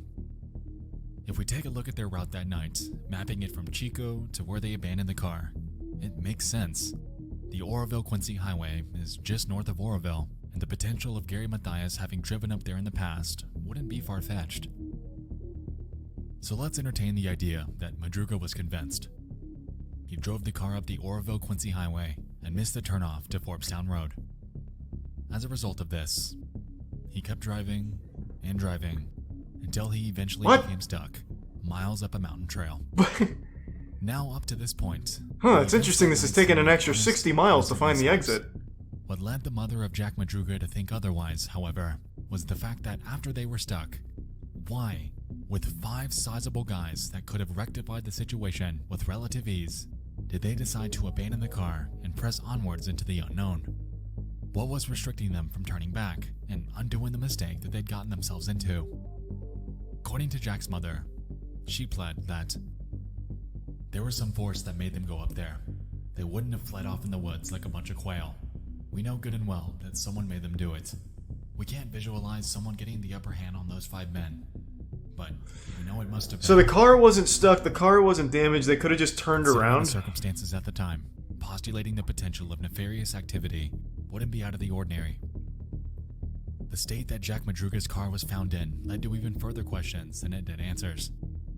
According to reports, his car was found in immaculate condition, something almost unheard of considering the rugged terrain that existed on the road they'd taken. With 5 moderately sized men packed into an already heavy and low-sitting vehicle, undercarriage damage was nearly a guarantee. Given the fact that Jack had never driven up on this road before, it seemed weird that he was able to navigate it with such prowess near midnight. Furthermore, when the car was found, Jack's window was... This is all an ad for that car. ...claimed was extremely uncharacteristic of him. Bearing in mind that Mathias and Madruga were the only 2 with driver's licenses, suspicion grew regarding the actual driver that night. Was Jack Madruga truly at the wheel, or did Mathias demand the keys while taking them up there? Thanks to Resub Dingle. Considering Mathias' numerous run-ins with the law, this wouldn't be entirely outside the realm of possibility. Prior to 1976, he was known to have been unpredictable, however straightened out after being prescribed schizophrenia medication. It was reported by his stepfather that, quote, he had no notable contact with police during the 2 years leading up to his disappearance, and he hadn't gone haywire in private during that time. The reason I bring this up is because I see it mentioned all the time on various articles and forums. However, the evidence presented, especially considering his own disappearance, is relatively insubstantial. While this is a notable possibility, in my opinion, there are others that carry a bit more weight. I think it's paranormal. What if there was a magnetic anomaly causing an apparition to appear in front of the 5, let's talk about looking to be like a mermaid or something, luring them out into the snow? We can recall that he spent the better part of his Friday night stuck around the same area the boys were. It's staggering that he spent most of his night under the unluckiest of circumstances. However, I digress. In his testimony, he claimed that he witnessed something. A group consisting of a woman, a man, and a baby, all walking within the path of 2 sets of headlights. If we're assuming that his recollection is correct, then this leaves us questioning the identities of the other party involved. Ted Wyer's sister has come forth theorizing on the potential that the men witnessed something nefarious that night, sometime after the basketball game. Perhaps they saw an attack or some sort of signal, whether domestic or not, and decided to follow the family to help. What? I'm not entirely sure how large the distance between Shones and the group he witnessed were, but hearing the cries of someone in need would surely spark some sort of desire to help instead of shutting up entirely. I find it strange that the headlights cut off and the conversations halted in both instances when he saw people. While the circumstances don't scream maliciousness, they definitely don't drive the situation towards innocence. That is, if his recollection was correct. You see, since this testimony came out, Shones' story had slightly changed each time he shared it. While this, of course, could be a simple case of memory distortion, the notion that he changed it at all ultimately weakens his story altogether. According to sources, conversing with Shones after the fact was admittedly frustrating. He would claim that he was very ill during the moments he believed he witnessed the others, and essentially admitted that he could have hallucinated Thanks to some of the Shamey details. and Chad Shipman. Bearing in mind that the other parties stopped dead in their tracks both times he called out for them, it could have easily been a figment of his imagination. But what if it wasn't? But what if it was? That's just it. The nature of word-of-mouth testimonies, weakened by the circumstances of their situations, ultimately leave them up for debates and shrouded in uncertainty. While a nefarious situation is plausible, we can't discount the potential that the boys' predicament that night was all one big accident gone wrong. One big accident gone wrong? Let's put Gary Mathias. Isn't an accident already something going wrong? Entertain this. The men are at the game. All's going well, and they leave that night without issue. They hit up Bears to grab some snacks before hitting the road back home. They're driving down Highway 99 towards Oroville, and somewhere on the way, Mathias convinced the others to visit his friend in nearby Forbstown. Jack agrees, and they detour right before Oroville onto the Oroville-Quincy Highway, where they eventually miss the turnoff onto Forbstown Road. Similar style Squid, we watched D.B. Cooper. Is incredibly dark at that time of night, so it would make sense. Hesitant to turn around since the highway tightly winds through the backcountry, the others suggested alternate turnoffs that were supposedly ahead. Alternate turnoffs that, as we know, they never took. Before they know it, they're up a mountain road, lost in the darkness before becoming stuck. Now, while they could have dislodged the car and turned around, we can't rule out the possibility that they simply didn't think to do so in their situation. On top of this, it was reported that a day prior to their dilemma, a snowplow had cleared a path along the road that they got stuck on, potentially instilling a sense of optimism that some external party would soon be back to help. A party that never came. To be fair, I also wouldn't think to move the car. Spot to get help. I mean, maybe desperation, but it wouldn't be my first choice. Since the service but I certainly wouldn't get out of the car. Miles away, it's safe to assume that surviving a trek of this magnitude against harsh weather is more or less a death sentence. As we know, the only ones that made it to the trailer were Mathias, Hewitt, and Wire. An undetermined amount of time later, Hewitt and Mathias would either leave to go get help for Wire or abandon his corpse and embark on yet another last-ditch effort to get themselves out of isolation. Really, Onycax? Holy shit. It's on their way out that both Hewitt and Mathias both succumb to the elements, drawing their predicament to its unfortunate end. If you ask me, I think Mathias pressed on northeast, trying to make his way towards the Meadow Valley area.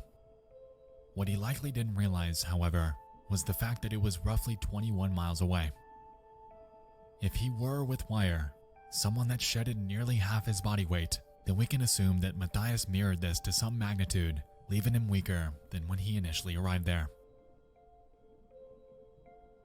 I believe Mathias died somewhere around the Meadow Valley region, and wildlife got to him before search teams could ever make it out there. But that is just my postulation. The case of the boys from Yuba County is, by all accounts, hard to explain, one that doesn't Himiko. make sense, and details that support one theory ultimately weaken the other. It seems that we have the segments in front of us, and they're mostly put together 25 Shadow without the whereabouts of Matthias ever materializing. Appreciate it, man. However, that's really all that we can do. Like, how was the car unscathed through rocky terrain? Why didn't they react to the cries of Joe Shones, someone they could have seen as their beacon for help? Why was the heat source and food that could have lasted them months untouched? It's cases like this that engulf me with fascination, even though there are still countless questions, countless loose ends, countless... Damn, thank you for the 5K bits, unknowns. Chimbo. Thank you, man. Appreciate the generosity again. The boys embarked on that brisk Friday night to what was supposed to be a night of sports, a night of laughter, and a night that they'd never forget. What transpired in reality were events that the world around them had been trying to piece together. Because it's all of us that can't forget them.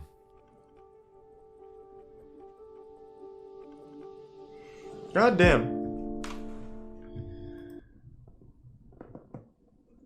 I will say, not as interesting as DB Cooper, but still interesting. This one seems more cut and dry to me. I think the most logical thing here is these 5 men had no fucking idea how to survive in like a scary situation, and they let fear take over every decision they made. So when they finally found shelter, maybe they stayed there for a few days, they thought it was hopeless, no one would ever find them, so they started moving, trying to get somewhere else where there were people, and I really think every decision just led to them not wanting to stay put because they started to feel hopeless. I don't think there's too much to unpack about that.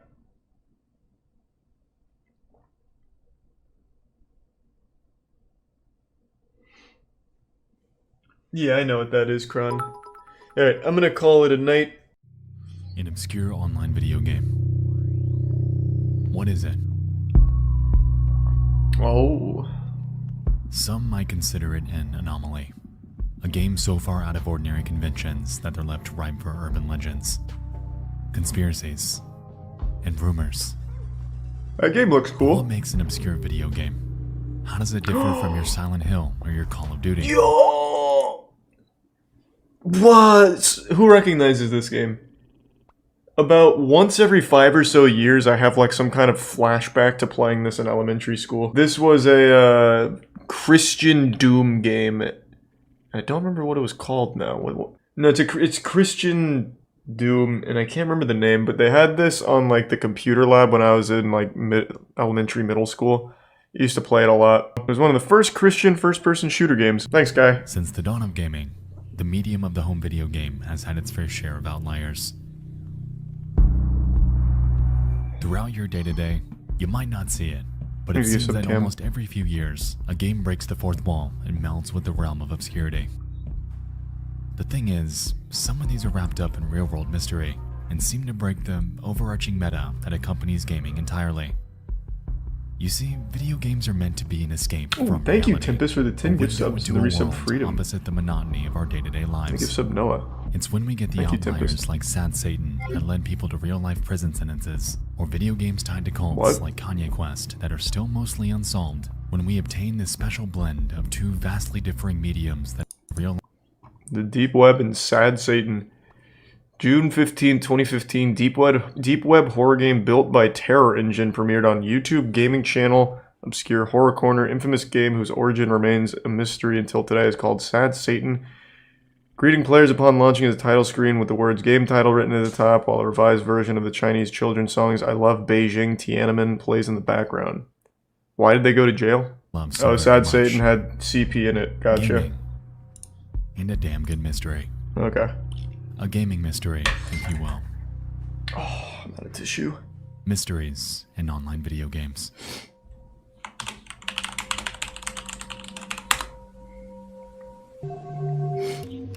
And they appear to be chatting with someone called the Dinosaur, that tips window on the left side, which begins to state some pretty abrasive vernacular. I'm excited. What kind of reasons? On the 4th of September 2018, at around 7:50 in the morning, Martyr an who anon saves would grace the speedrunning. export of 4chan, inquiring about Schnell online. Their post about it reads the following. Hi X. I was recently on one of those conspiracy iceberg threads and I came across a user mentioning a game based on the dark web called Schnell Online. This game is supposedly used by on the darknet. The user provided a screenshot of the game, and this game has no other appearances online. The screenshot provides a ClearNet link. Proceeding to this link will take you to a basic web page with a download link for a game called Carcass. Okay. Carcass, huh? A bit forward for an obscure game, but my interest has piqued. Heading to the link in the reference screenshot brings us to the profile of an Nobody calls me a loser. I'll download this shit right now. Interesting, considering that the Schnell player's name was Ulven. If we take a look around, we can notice that the Carcass page is strangely devoid of any details or graphics. Like, for instance, in these tags. 2D, black, kill, murder, What the in fuck? white. Oh my god. That actually looks quite a bit like If we head Schnell. back to 4chan, we can observe that another user mentioned a Reddit thread that was posted in 2016. It references an obscurity chart that supposedly has some unfindable games. And in that list, we can see 6 of them, with just 2 that have seemingly never been found. Classic Game and Schnell Online. Interestingly, a Redditor named Tyler Dirt had commented on this thread linking to 2 gameplay videos that were from this list. That of a 14 Here's tier 1 Jake. and twice-fold ampersands. Resubscribe. So it just seems like they made a shitty game. Wow, I take it back. Look at that. Can you speedrun this? Oh, wow. Alright, I'm not gonna lie to you. I have no idea what the hell's even going on here. That looks boring. Curiously, these videos were both uploaded by a YouTuber named Saint, and after checking his other videos out, they appear to have a knack for playing old, obscure point-and-click video games. And that's what most of their video library Here's a consists Prime of. Gunner. Games that are bizarre, eerie, and surreal. Heading to Maybe their some YouTube fire. About section reveals their social links, and clicking on their Twitter profile reveals, lo and behold, the real identity of Saint. Ulven W. So what does this tell us? Well, not much, besides the possibility that they most likely created these games. Considering their itch.io page, Very talented it's safe developer. to assume that they're an indie developer and have quite the catalog. Curiously too, if we take his full name and paste it into a Google search, we're able to find a 2016 upload of that same Schnell gameplay, unlisted on the same channel. Their description claims that it was slated to release early 2017. However, as that date came and went, Saint had been radio silent about it. It appeared that they moved on from it entirely, continuing their upload schedule as if the concept of Schnell had never What was the... Like what? existed. What was the idea of it? Now, Schnell's been on my radar for the better part of a year or two. Whoa, Barring the why? 4chan rumors about it, the game's highly intriguing by itself. It looks creepy as hell, and I really wanted to get to the bottom of this to find out if it actually exists. With that being said, I decided to track down and contact Saint to see if he had any input. I wasn't expecting a response, but it was worth a shot. My questions to him were as follows. 1. Was Schnell ever released? And if so, is it still up? And 2. It seems that twice-fold ampersands is enveloped in vagueness. Is this somehow connected to Schnell? And surprisingly, about an hour later, I'm sure the guy I would love received to the be following interviewed about response. it. Schnell Online was conceptualized in 2014 following a conversation with an individual who I shall refrain from naming. I'll name them. It We was were Dinosaur, originally going right? to call it Lemuria. It was depopulated on January 30th of 2017. Not much is known about the community, even to myself. I was never in contact with much of the regulars, and most of them left without saying anything. If you want to know more, you would have to talk to Q. They were often seen on Traveler, another 3D chat program. Schnell was a homage to those, but they left Traveler sometime in 2015. He was a prime girly. I'm not sure what they're doing now. Here's some old footage of Lost Lamar Stag. in development. It changed a lot afterwards, but I'm hesitant to show any footage of it now, especially since I'd have to put the servers back up and everything. Interesting.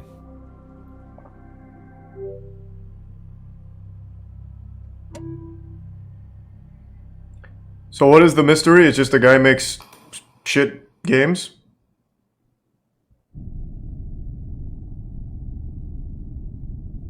Like, we already know who makes it, and they're shitty.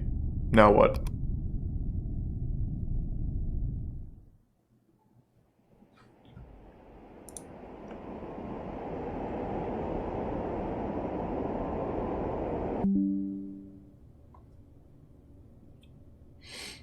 Well, it appears that my optimism's gotten the better of me, because if I'm being completely honest, it seems that this game is offline. Oh. And after scouring the internet Dang. about it, oh man, it's been down for a while.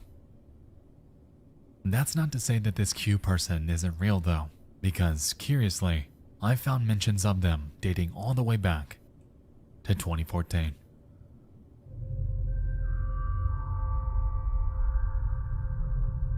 In December of that year, a Redditor named Boxcar Jakey managed to find Q by complete accident. They were reportedly the only other player on Traveler back then, and Jakey found it strange that they were just lurking there, alone. It seemed almost like that Vine Sauce Active Worlds creepypasta that happened a few years ago. I don't know But that. What the fuck is that? This video documents their interaction, and in the description, Jakey provides a bit more context. I was on Digital Space Traveler exploring when a person by the name of Q greeted me with his or her microphone saying automated static numbers. I managed to get some info out of this person, but it seems like this person would never tell me why or what they're doing on a game where no one goes on anymore. Following this is a transcript of their conversation, in which they discuss the Traveler game itself, along with other MMOs like Active Worlds and Worlds.com. So there honestly wasn't much to it. Fucking lonely guy, I guess. At the end of the day, this does drive home the point that this Q person that seems referencing is a real person and is still somewhere out there in this vast abyss we call the internet.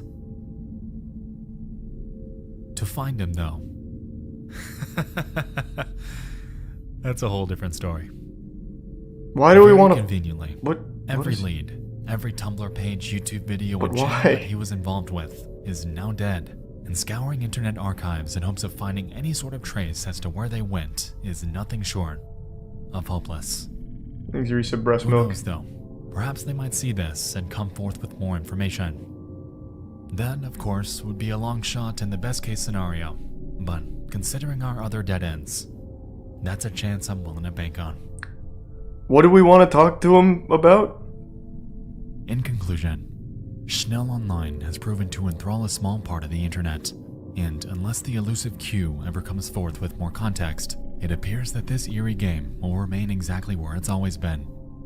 An unfinished concept with obscure nostalgic visuals, all topped off with creepy rumors that'll forever cement its place as one of the more intriguing internet urban legends that I have ever encountered. But what am I missing? What was so interesting about it? 4chan made a post saying terrorists use it, and then you talked to the guy who made it and said, yeah, some dude named Q plays it. It's just a shitty game from a guy who makes weird shitty games. 4chan made up a creepypasta about. It's the exact same thing with the Cult in a Dead MMO or whatever, where it's just a group of people that still just play an MMO, and they have a weird avatar. I guess the mystery is being able to find Q, but it's just a guy who doesn't have any social media. Let's see what the next one is. The game is a sequel, so it picks up on a story that we aren't exactly acquainted with. To summarize though, the series has to do with, well, hauntings that cause the game's characters' lives to change for the worse. Named the Yumizu Occult Research Institute. This is definitely an RPG Maker game, huh? The researchers that worked here had disappeared, but at the time we begin the game, our main character doesn't know that. However, instead of being greeted by the staff of this facility, she encounters a bleak emptiness that sends her life spiraling into a void of despair. Thanks, Resub Turtle. What happened to everyone? And where did they go? Prime Phoenix. Well, that's for us to find out. And so Giratani sets off to find the truth. Giratani makes her way back home, and things seem pretty ordinary. Until you realize that she brought a fucking demon back home with her. No! From there, shit begins to hit the fan with her mom becoming possessed, and from what I understood when playing it, even her friends that came into contact with her. No! It's definitely an interesting game with a solid premise. And the visuals that occurred during these haunting sequences even got me pretty good a few times.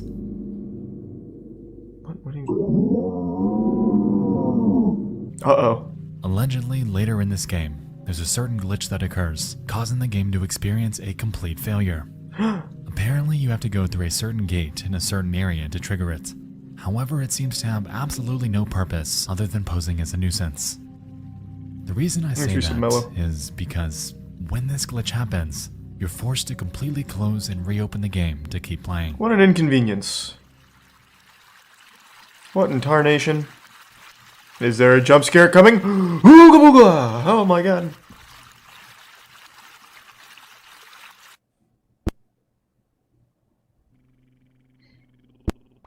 There's a Prime Cipher.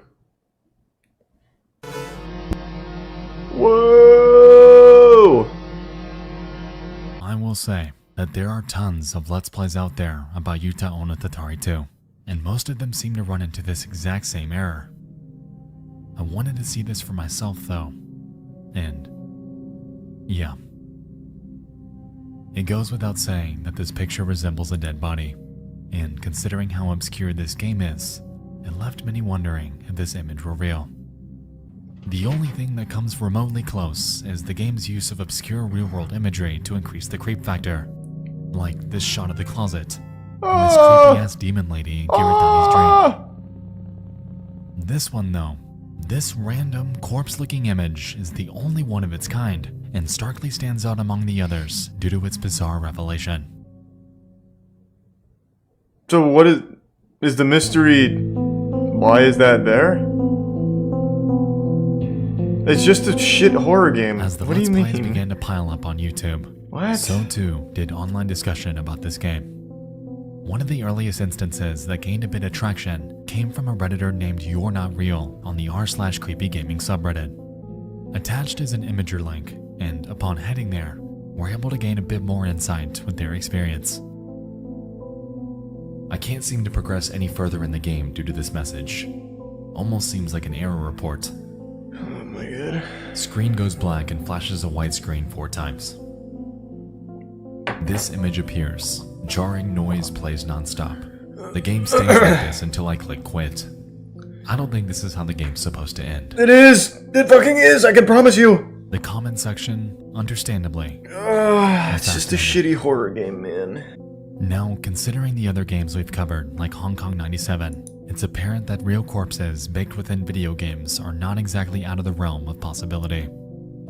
Considering the fact that, in Yuta Onna Tatari, you're allegedly supposed to walk through each of these torii in order to trigger it, which I personally think is a relatively specific set of actions. What do you mean I take the fun out of everything? It's not a mystery, it's just a shitty horror game! I agree with the general sentiment that this image is eerie. And considering that Giratani's mother does become There's not like a possessed, mystery to it. It's just hope that it's just a bad horror isn't hinting game. at what's to come by utilizing a real corpse. So let's back up. If we're gonna get any answers about the context of this image, we need to figure out what exactly is happening during this glitch. It's not a glitch! It's not a glitch! Oh my god, has no one played Doki Doki Literature Club? It's just... That's how we ended it. It's not a glitch! God damn it! And in response, a Redditor named It's Rain Time was able to give a translation. Reading. Please confirm. Location, date, Yuta On no Tatari 2. Severing the arm. The data is being damaged. Possibility is... please stop.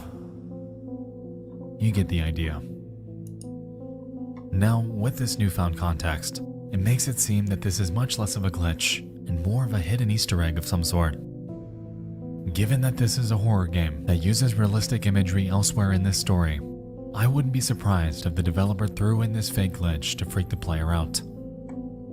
But pretty even with normal. this presumption under our belt, that still doesn't answer our questions about the photo. My opinion hasn't exactly changed on it, and reverse searching that image brings up a whole bunch of nothing. Who knows? Perhaps Paya dug this up and threw it in the game, not expecting anyone to find it. Maybe they were going to take it out of the game, but just left it. No matter what the reason or motive behind why it's in there though, the image that occurs during this glitch is haunting, and I really hope that it isn't what I think it is. It isn't. I'll tell you right now, it isn't. I'll be the one to hit you with the good news. It's not. It's a bad horror game. I've played a million of those fucking games on Steam. That's not even a unique one. It's just a shit horror game. It's not a mystery. Fuck. Give me like an actual like story that it's you know, it's like anything. Fuck.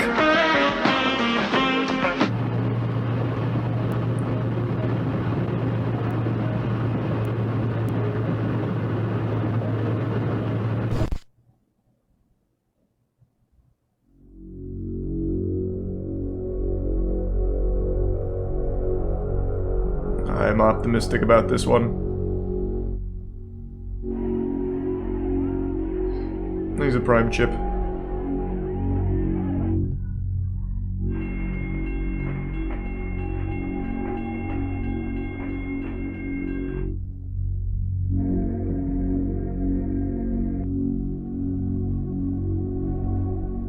Welcome to the Museum of Anything Goes, a 1995 MS-DOS game created by Michael Markowski and Maxwell Robertson.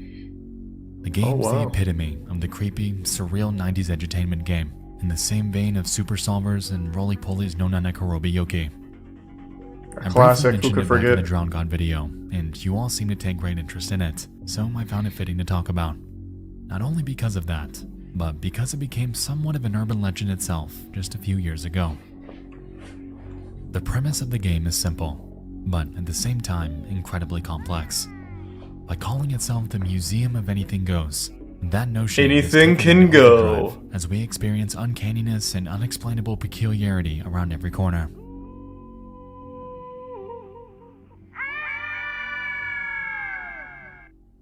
This game looks lit. The basic premise involves the idea that you're dropped off in front of a strange museum and are given no context or storyline as to why. The back of the game box is incredibly vague too, stating that you're at a museum unlike any you've ever seen. There are no guards, no rules, no Where is limits. the penis man? Become a part of the imagery I haven't and played it. experience the thrill of this unbelievable interactive museum. To be honest, I don't exactly think there's any sort of end goal with the Museum of Anything Goes.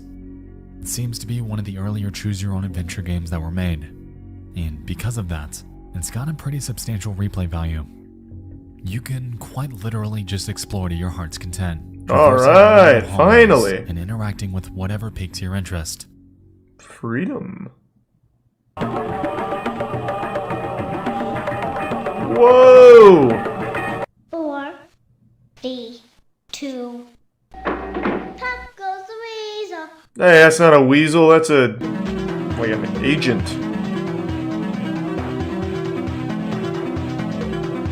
This game looks amazing. You know, there's something special about this game. And I Maybe feel some like J, it's all Xerxes. unintentional.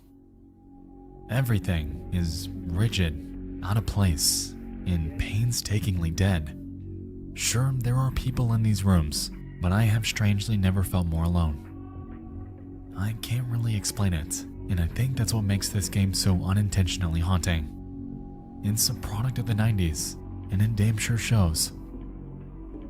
But while I could talk about this game all day, we're actually here for something specific. Alright, what? An eerie little mystery that was birthed from someone that you just might have heard of. T-Pain. Did he make the game? The Museum of Anything Goes. Oh, Vinny!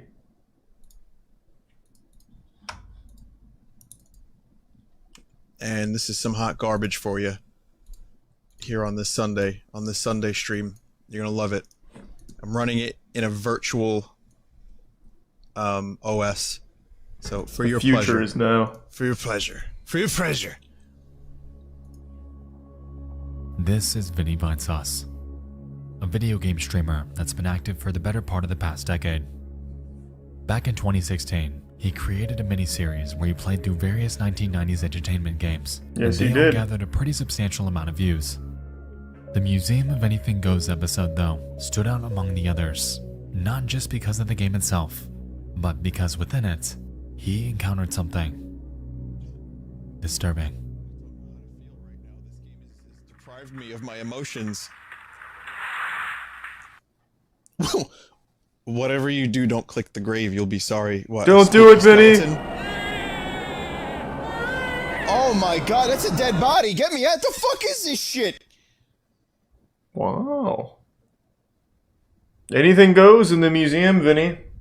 On this stream, didn't you read the back of the box? Thousands of viewers, the game presented what he thought to be a dead body. That belief to him was so strong that his stream archive from that night is still censored to this very day. What it actually was a bunch of... what?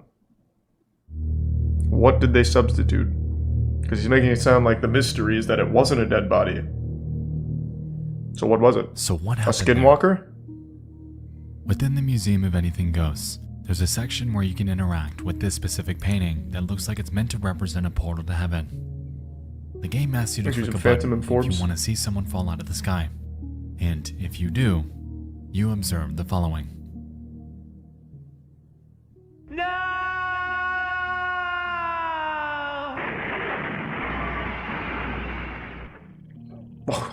The game then guilts you. Well then. Now look what you've done.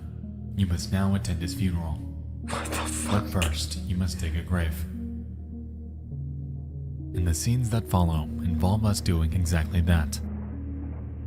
Interestingly, when this casket's in the ground, Hey, the game warns us.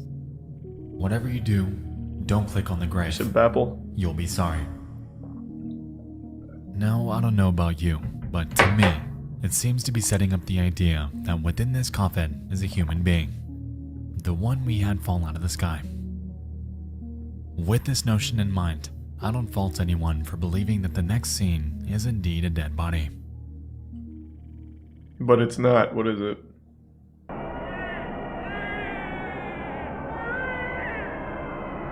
What the fuck what is happening? Is this like a Tosserus or something? What is this, like a clip from a movie or something? So this is what came up on Vinny's stream? Oh, it's a pig. Oh, I see. Oh, I skimmed ahead. I see. The game seemed to do everything it possibly could to set up the premise that what you're seeing is a human corpse. However, if you take a step back and really look at it, you'll realize that it's nothing more but an early age jump scare. Do I think it's in bad taste? Yeah, a little bit. And this game toys with the idea of death in other areas too. That is pretty weird. Ah! Emo tap. The tier 1 Korean. This game is still incredibly eerie. Blending fiction with reality, implementing incredibly rigid animation and voiceovers, and having this strange ambience throughout your entire adventure effectively solidifies this experience as one that'll stick with you. The lingering sentiment you get when playing this is uneasiness, and pressing through the abstract nonsense that's thrown at you around every corner really makes this game stay true to its name. This museum is haunting, it's uncanny, and it's a place where, as we've seen, anything goes. Anything goes. Yep. So what was the mystery? Just whether or not that was a dead body in the coffin? Yeah, it's a weird game, but it wasn't really a mystery. Is it about like the people that made it, who made that game? And it was like Anthony... I forgot. Anthony something? Wayzata Technology. Wayzata Public Schools. I don't feel like looking too deep into it. Mysteries in online video games. I think you said Birdsy. A newfound fascination of mine, and what seems like a fitting progression of the console conspiracy series. Tonight, we just dove into 3 gaming mysteries that have recently intrigued me. I hope you all enjoyed this. If Subdol. you have any other obscure video Third game one was oddities definitely the best like the ones one. we discussed tonight, feel free to shoot me an email at nightmareexpo@gmail.com.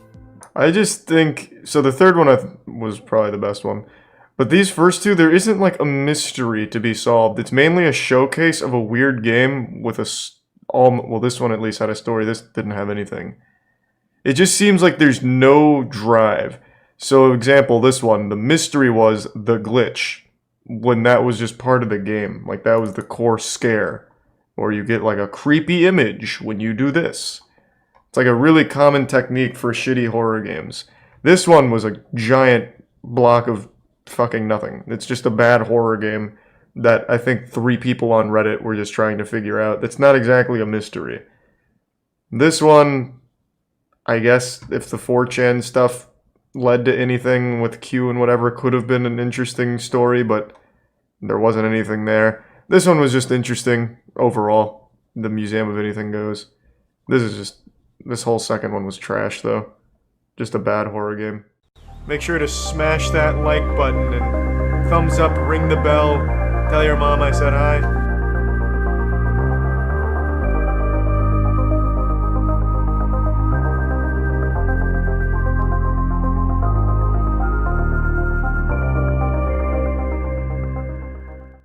The disturbing art of AI. That's the beauty of it. You can make anything.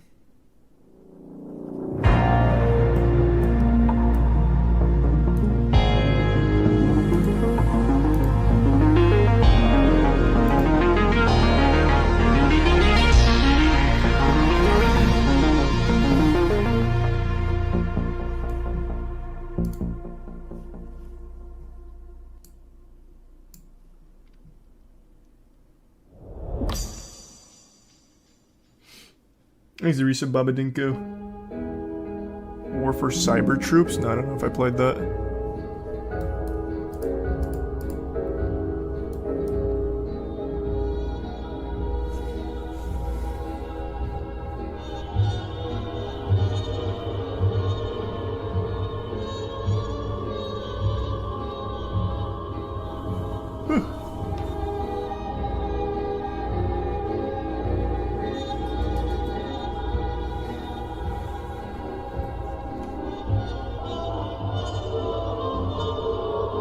Nice. Good morph. There's a tier 1 Emils.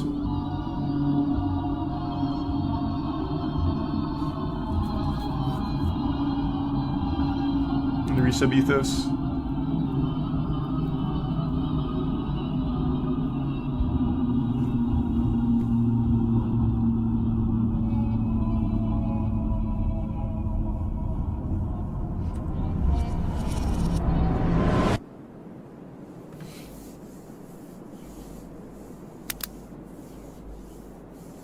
It's Tuesday night. Addicted to AI art generation, yeah. Wildfires rage over West Coast California. CD Projekt Red announces DLC. Nice. And over in the furthest reaches of cyberspace, a musical artist named Supercomposite makes a discovery.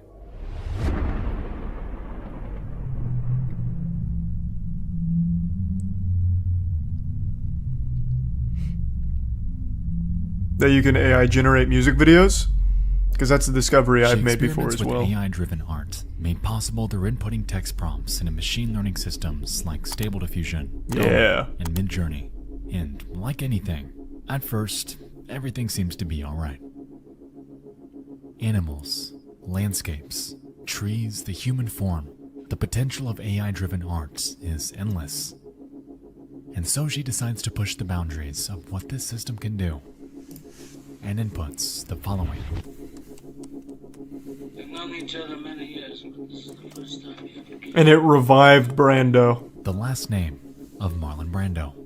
A prompt that will surely test the absolute limits of the capability of artificial intelligence. Not really. Curiously, she enters a modifier, -1, also known as a negative prompt weight, which informs the AI that they're seeking a picture as conceptually far away from the prompt as possible. To be frank, it's an interesting thought experiment because it makes you wonder how exactly AI views the world and what it considers the opposite of everyday things to be. I mean, what do we consider the opposite of everyday things to be? If I asked you what the opposite of birds are, what would you say? I mean, this is not really an opposite. Birds fly, so you choose like a land creature, I guess. The opposite of a bird would be like a dog. Oh, fish. Nice. Fish makes sense. The minutes tick by without much concern, until, finally,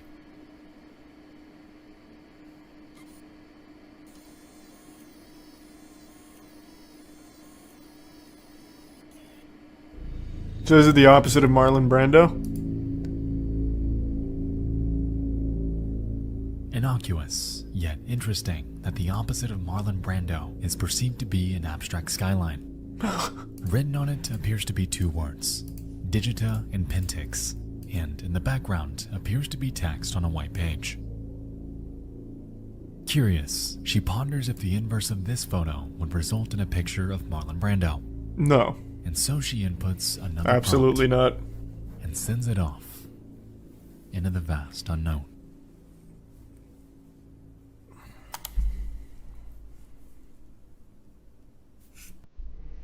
AI art isn't capable of doing that yet.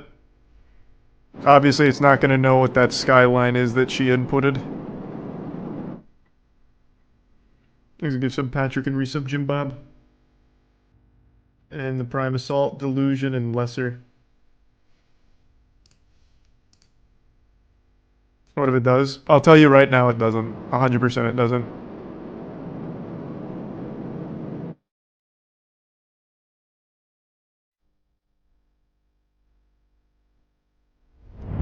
Those are pretty cool. Before them were 4 images of a highly uncanny, older woman with severe rosacea on her cheeks. She bears prominent cheekbones, I guess, has dark-colored hair, and can be seen within a living room, in what appears to be a hospital, in a bathtub, and against a green wall with just one discernible word above her. L-O-A-B. Or lobe. Over the next few days, Super experiments with their creation, curious about why and how Loeb exists. She eventually employs a method named AI image crossbreeding to combine one of Loeb's photos with a completely separate one that her friend created. However, instead of this combination resulting in Loeb's demise, or innocuous photos involving this tunnel, what comes to fruition is something a bit more grotesque. Loeb Prime. There was some kind of emergent statistical accident. Something about this woman is adjacent to extremely gory and macabre imagery in the distribution of the AI's world knowledge. Since Loeb was found using negative prompt weights, her gestalt is made from a collection of traits that are equally far away from something, but her combined traits are still a cohesive concept for the AI, and almost all descendant images contain a recognizable Loeb. In nearly every image, Loeb is distinct and embodies the physical manifestation of the repulsive and uncanny. This AI is somehow creating images that perfectly encapsulates what terrifies us, wrapped up in a myriad of Not really. situations I wouldn't like say family that. portraits, loitering within an office building, looming over children like a reincarnation of Jesus Christ. I mean, to be fair, you can just set all this up yourself. It happens anytime we do stable diffusion, any night. If you make it recognize a certain character, if you, I think it's called no, I don't think it's prefabbing. I can't remember the word for it. But if you just identify the image for the AI, it'll constantly put it in different positions in different places if you want it to. Like if you just keep clicking dream, dream, dream, it'll just keep putting it in different ways in different locations. I imagine for all of these very eerie photos, it probably also had like garden ones somewhere that just didn't get pumped. I don't think there's anything malicious in the AI or some kind of ghost in the machine or some kind of horror element to it. It's just simply a matter of it keeps pumping these while also having the others as well that it'll go to. I think it's just like a creepypasta thing. I don't think it's serious or anything. I thought this video was going to be more into a dive on AI art and the disturbing potential of it as opposed to like a creepypasta thing. I'm not super interested in Loeb and all that. I'd be more interested in seeing like the potential of it. It's just not really my kind of swing on it. It's just mainly like a creepypasta of like AI art Loeb. Because AI isn't capable of generating actual coherent words when it... Here, let me show you. It can't actually make real words. So if you have it do something like here. Creepy. Grandmother.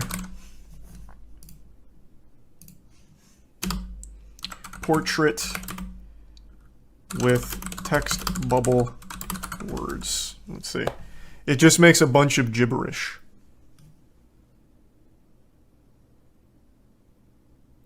Damn, it didn't even give me the text bubble. It completely ignored that one. Okay, here. That's because I should have used a comma.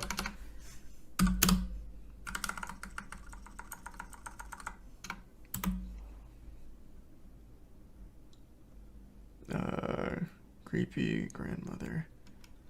Portrait. Gothic.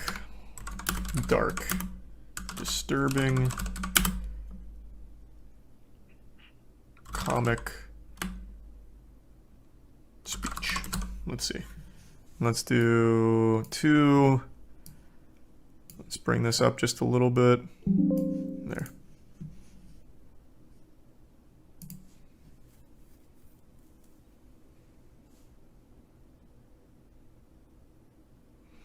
There. See, it just can't do real words.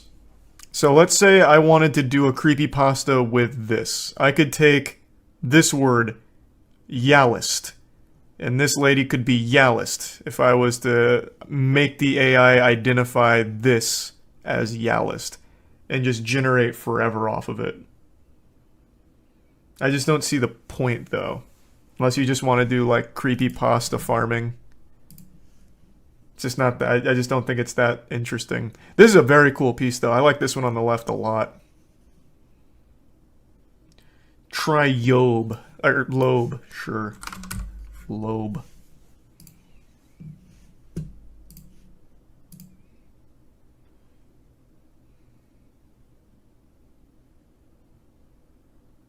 Nice.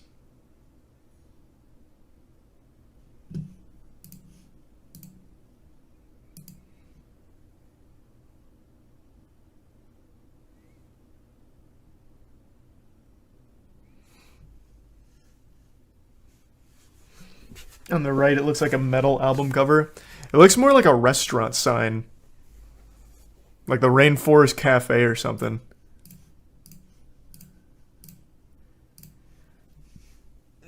But yeah, I don't know. This feels just like reaching's the wrong word because it's supposed to be like unnerving or whatever based on the AI art.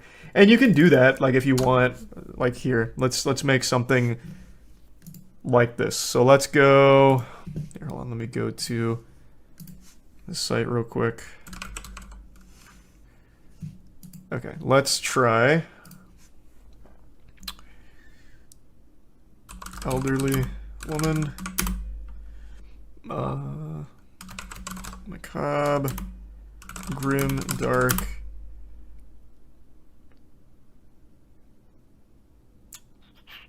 What else? I don't want to make it too deep.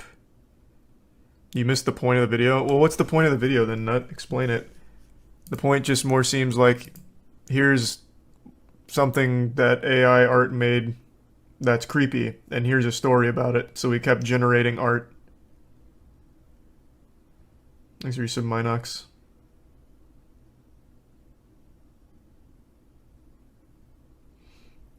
Try the -1. That doesn't work on Stable Diffusion here.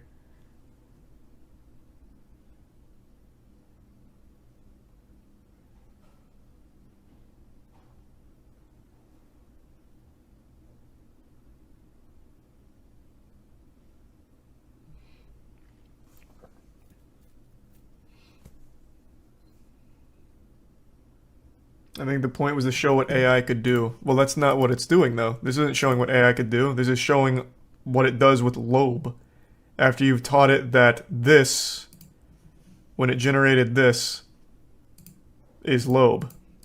So then it just made a lot of creepy things with Loeb, that character that it identified. But it's something you can do with everything, so I don't really get the point of, again, apart from just making creepypastas, which is fine. I just don't find creepypastas all that interesting. Here, let's see what we get with this. Let me finish it. Elderly woman, macabre, grim, dark. Let's try church setting. You know, let's not make it too specific. Let's let it have a little leeway.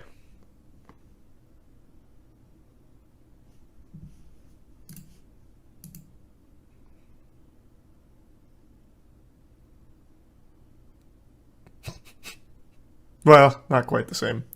This one actually is kind of close, though, to the first generated images from Loeb.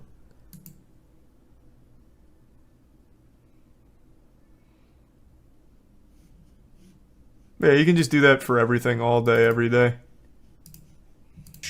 Loeb is distinct and embodies the physical manifestation of the repulsive and uncanny. This AI is somehow creating images that perfectly encapsulates what terrifies us. It's not somehow doing that, it's all the prompt. Like family portraits, loitering within an office building, looming over children like a reincarnation of Jesus Christ, and even standing by after what appears to be a murder by her own hand. But it doesn't stop there, as the correlation between Loeb and the idea of malformed, mutilated imagery was merely beginning to take root.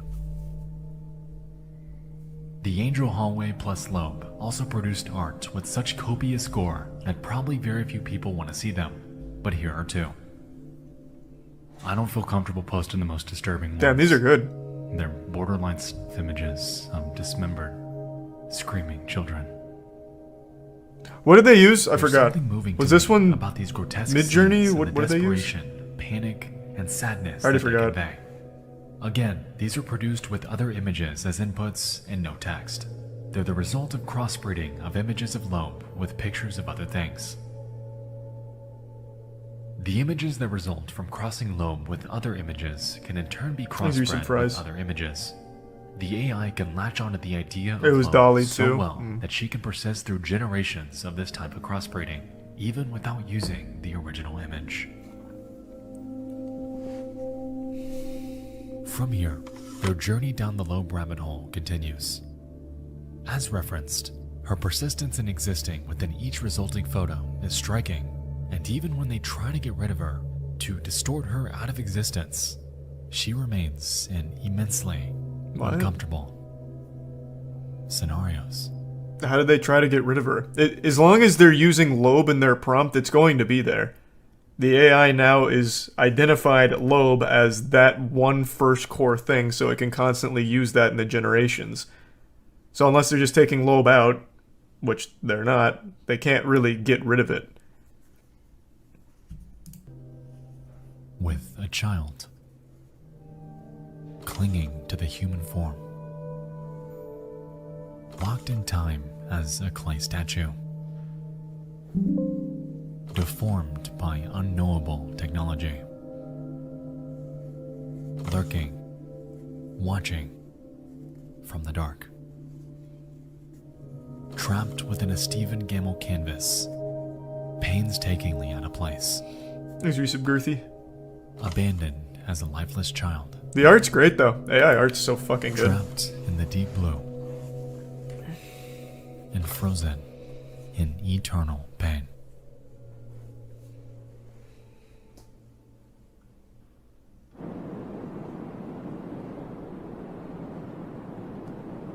I was ripping Loeb apart and putting her back together. She's an emergent island in the latent space that we don't know how to locate with text queries. But for the AI, Loeb was an equally strong point of convergence as a verbal concept. What a tweet. The big lesson for me here with Loeb is that image prompting can essentially be used as your custom parameter to question the AI's form of thought. You can produce original styles and characters that you literally discover Negative prompting can help you find emergent accidents, much like Loeb, too. Thanks to Prime this. This is largely where her thread ends. She claims that she'll update it with further pictures of Loeb as they're created, and that's a promise that's held true. To this day, they're still adding to it, and this thread, in its entirety, serves as an interesting dive down a surreal, uncanny, and dreamlike rabbit hole regarding this undisclosed AI art generator and its bizarre affixation with this one specific face. Well, the art As we can recall, the original AI prompt isn't referenced fixated the on it. universe of Marlon Brando, and the resulting image was nothing like any human would logically expect it to be. It was an abstract skyline. So how did this come from this? Well, for the same reason why if I type in any kind of nonsense on Dream Studio, it'll just give me something completely unrelated back. Here, let me type in a member of my family. Who's someone that you guys wouldn't recognize? How about Uncle Todd? You know, I'll just do Uncle Todd. Oh, actually, how about this? Opposite of Uncle Todd.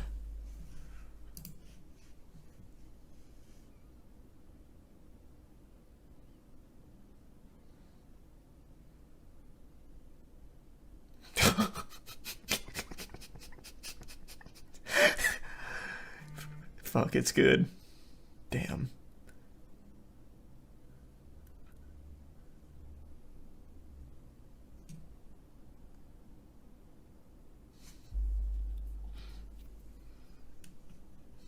Damn, that's pretty good.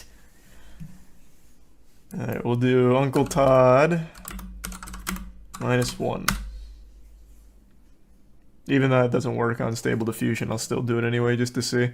Because again, if you just give it nonsense, it'll give nonsense back. Wow. These are pretty good, actually.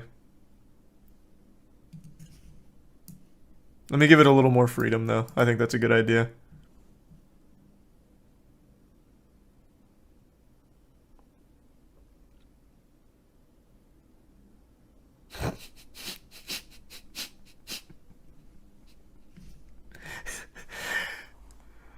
I feel like this one's just lifted from Facebook. Like, they just took a picture from Facebook and, like, modified it slightly.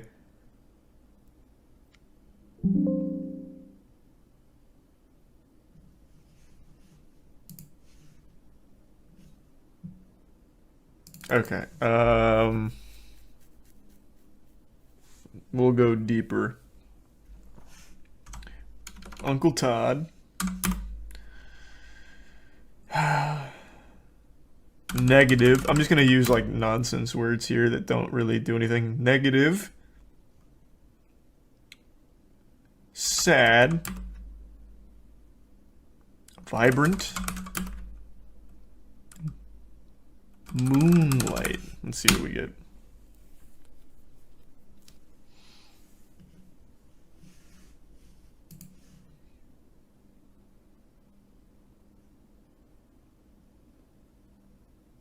Fuck, these are cool. Completely unrelated to what I typed, of course, but pretty cool.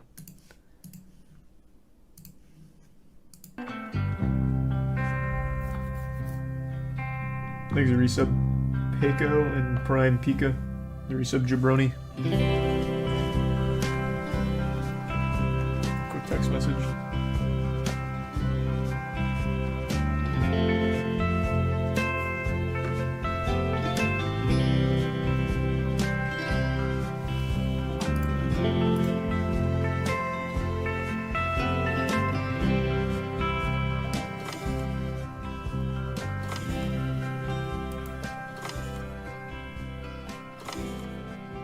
Grandma's quite the photographer.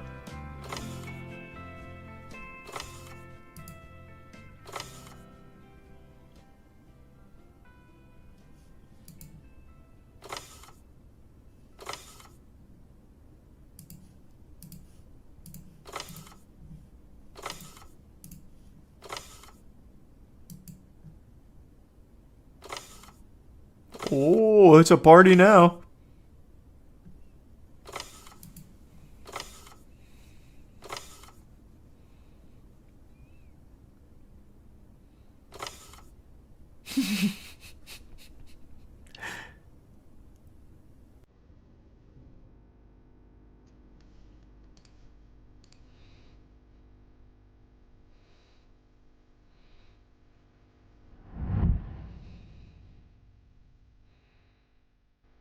AI art is so cool, man. I love AI art. Why are AI creations so unsettling? Because it can't do hands and it can't do faces half the time. That causes this inexplicable dread. I wouldn't say it's inexplicable dread. To make this slideshow, and throughout this entire video was Stable Diffusion. Fuck yeah. And in the process, I learned quite a few things about it. When you make your input too specific, you may happen upon exactly what you're looking for. The AI is, in a way, constrained by what you feed it. However, if you take away the specifics in your prompt and really allow it to spread its wings and create something for you, well, that's when things get interesting.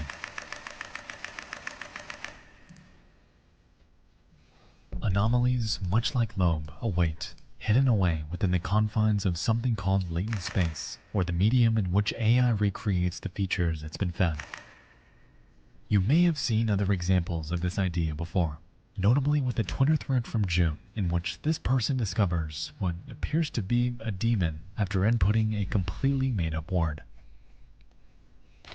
Krungus, they called it, which is pretty creepy, and is even something you can discover yourself. But it isn't just disturbing, off-putting creatures and faces that this system excels at. Let me see if I can meet Krungus.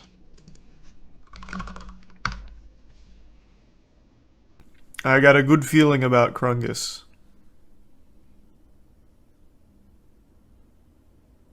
There he is. He seems to have undergone a bit of a transformation and became a frozen pizza brand, I think.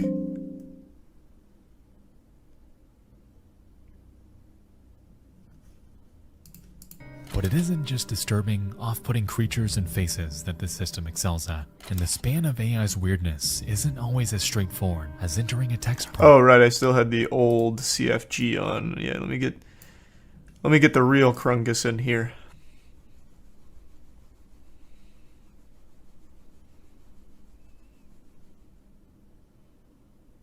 There that bastard is. Him and his brother, Blogus.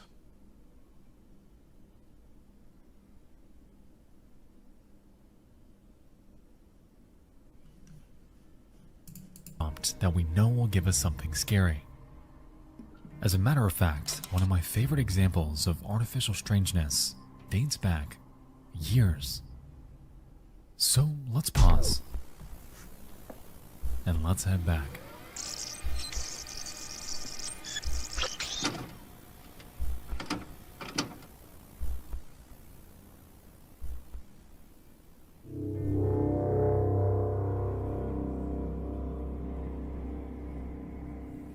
In 2019, an anonymous programmer going by none other than the girl who talks to AI set out to create a simulation of the human brain by utilizing a system known as a Generative Adversarial Network, or GAN for short. Never heard of this. That sounds cool. Essentially become trained through machine learning to take in millions of existing stimuli in order to recreate an idea. In this case, the system was tasked with creating a face, and after prowling through millions of existing photos, it spit out this one. That's pretty good. The programmer, however, that is a face. had a curious idea. Since the AI's entire worldview is constrained by the sum of its inputs, what would happen if it were to slowly forget the very thing it was trained for? And so, that's an interesting idea. As neurons visualize to the right, she shuts them off one by one until this face distorts into something completely unrecognizable.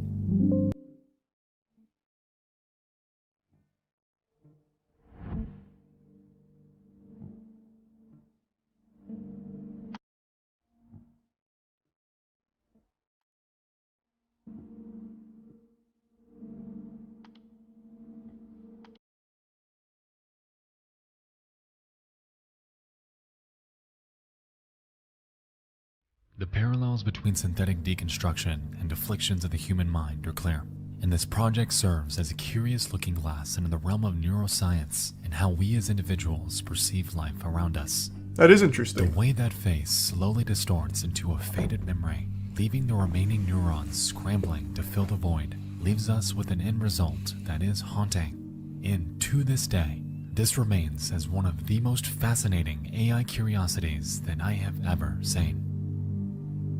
Well, it shouldn't be super surprising though. The human brain is much like a computer, just a very wet computer. So it's not, like, I personally am not surprised to see that an AI slowly being shut down like that distorts in the same way as a human brain.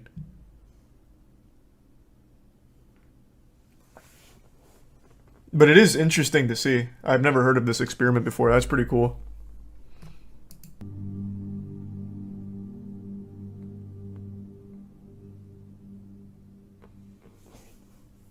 He's a tier 1 Hewitt, and the resub Uncultured, and Kaine, and Mighty Morphin. And Zeus. Loeb is an eerie case study. Someone that has successfully cemented herself in the online sphere. And while the reason behind her conception, and why this AI somehow latched on to her oddly specific facial features and tied them to macabre, disturbing imagery is currently unclear. What is certain is that her persistence has left us with an interesting revelation. We know that AI knows how to create subjectively beautiful synthetic art through mere text prompts, generating some of the most striking examples of the sheer potential of modern technology. With that said, who's to say that it can't excel at the opposite? Well, of course it can, and it already does. The adoption and potential of synthetic art is merely beginning. And with the advent of Loeb freaking so many of us out, what else is hidden away within the vast abyss of AI? And how will this impact us?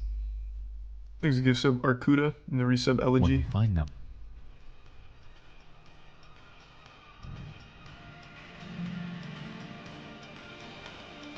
I don't care too much about the whole Loeb thing, but this experiment in the middle here using GAN I thought was very interesting. That was cool. Make sure to smash that like button and thumbs up, ring the bell, tell your mom I said hi.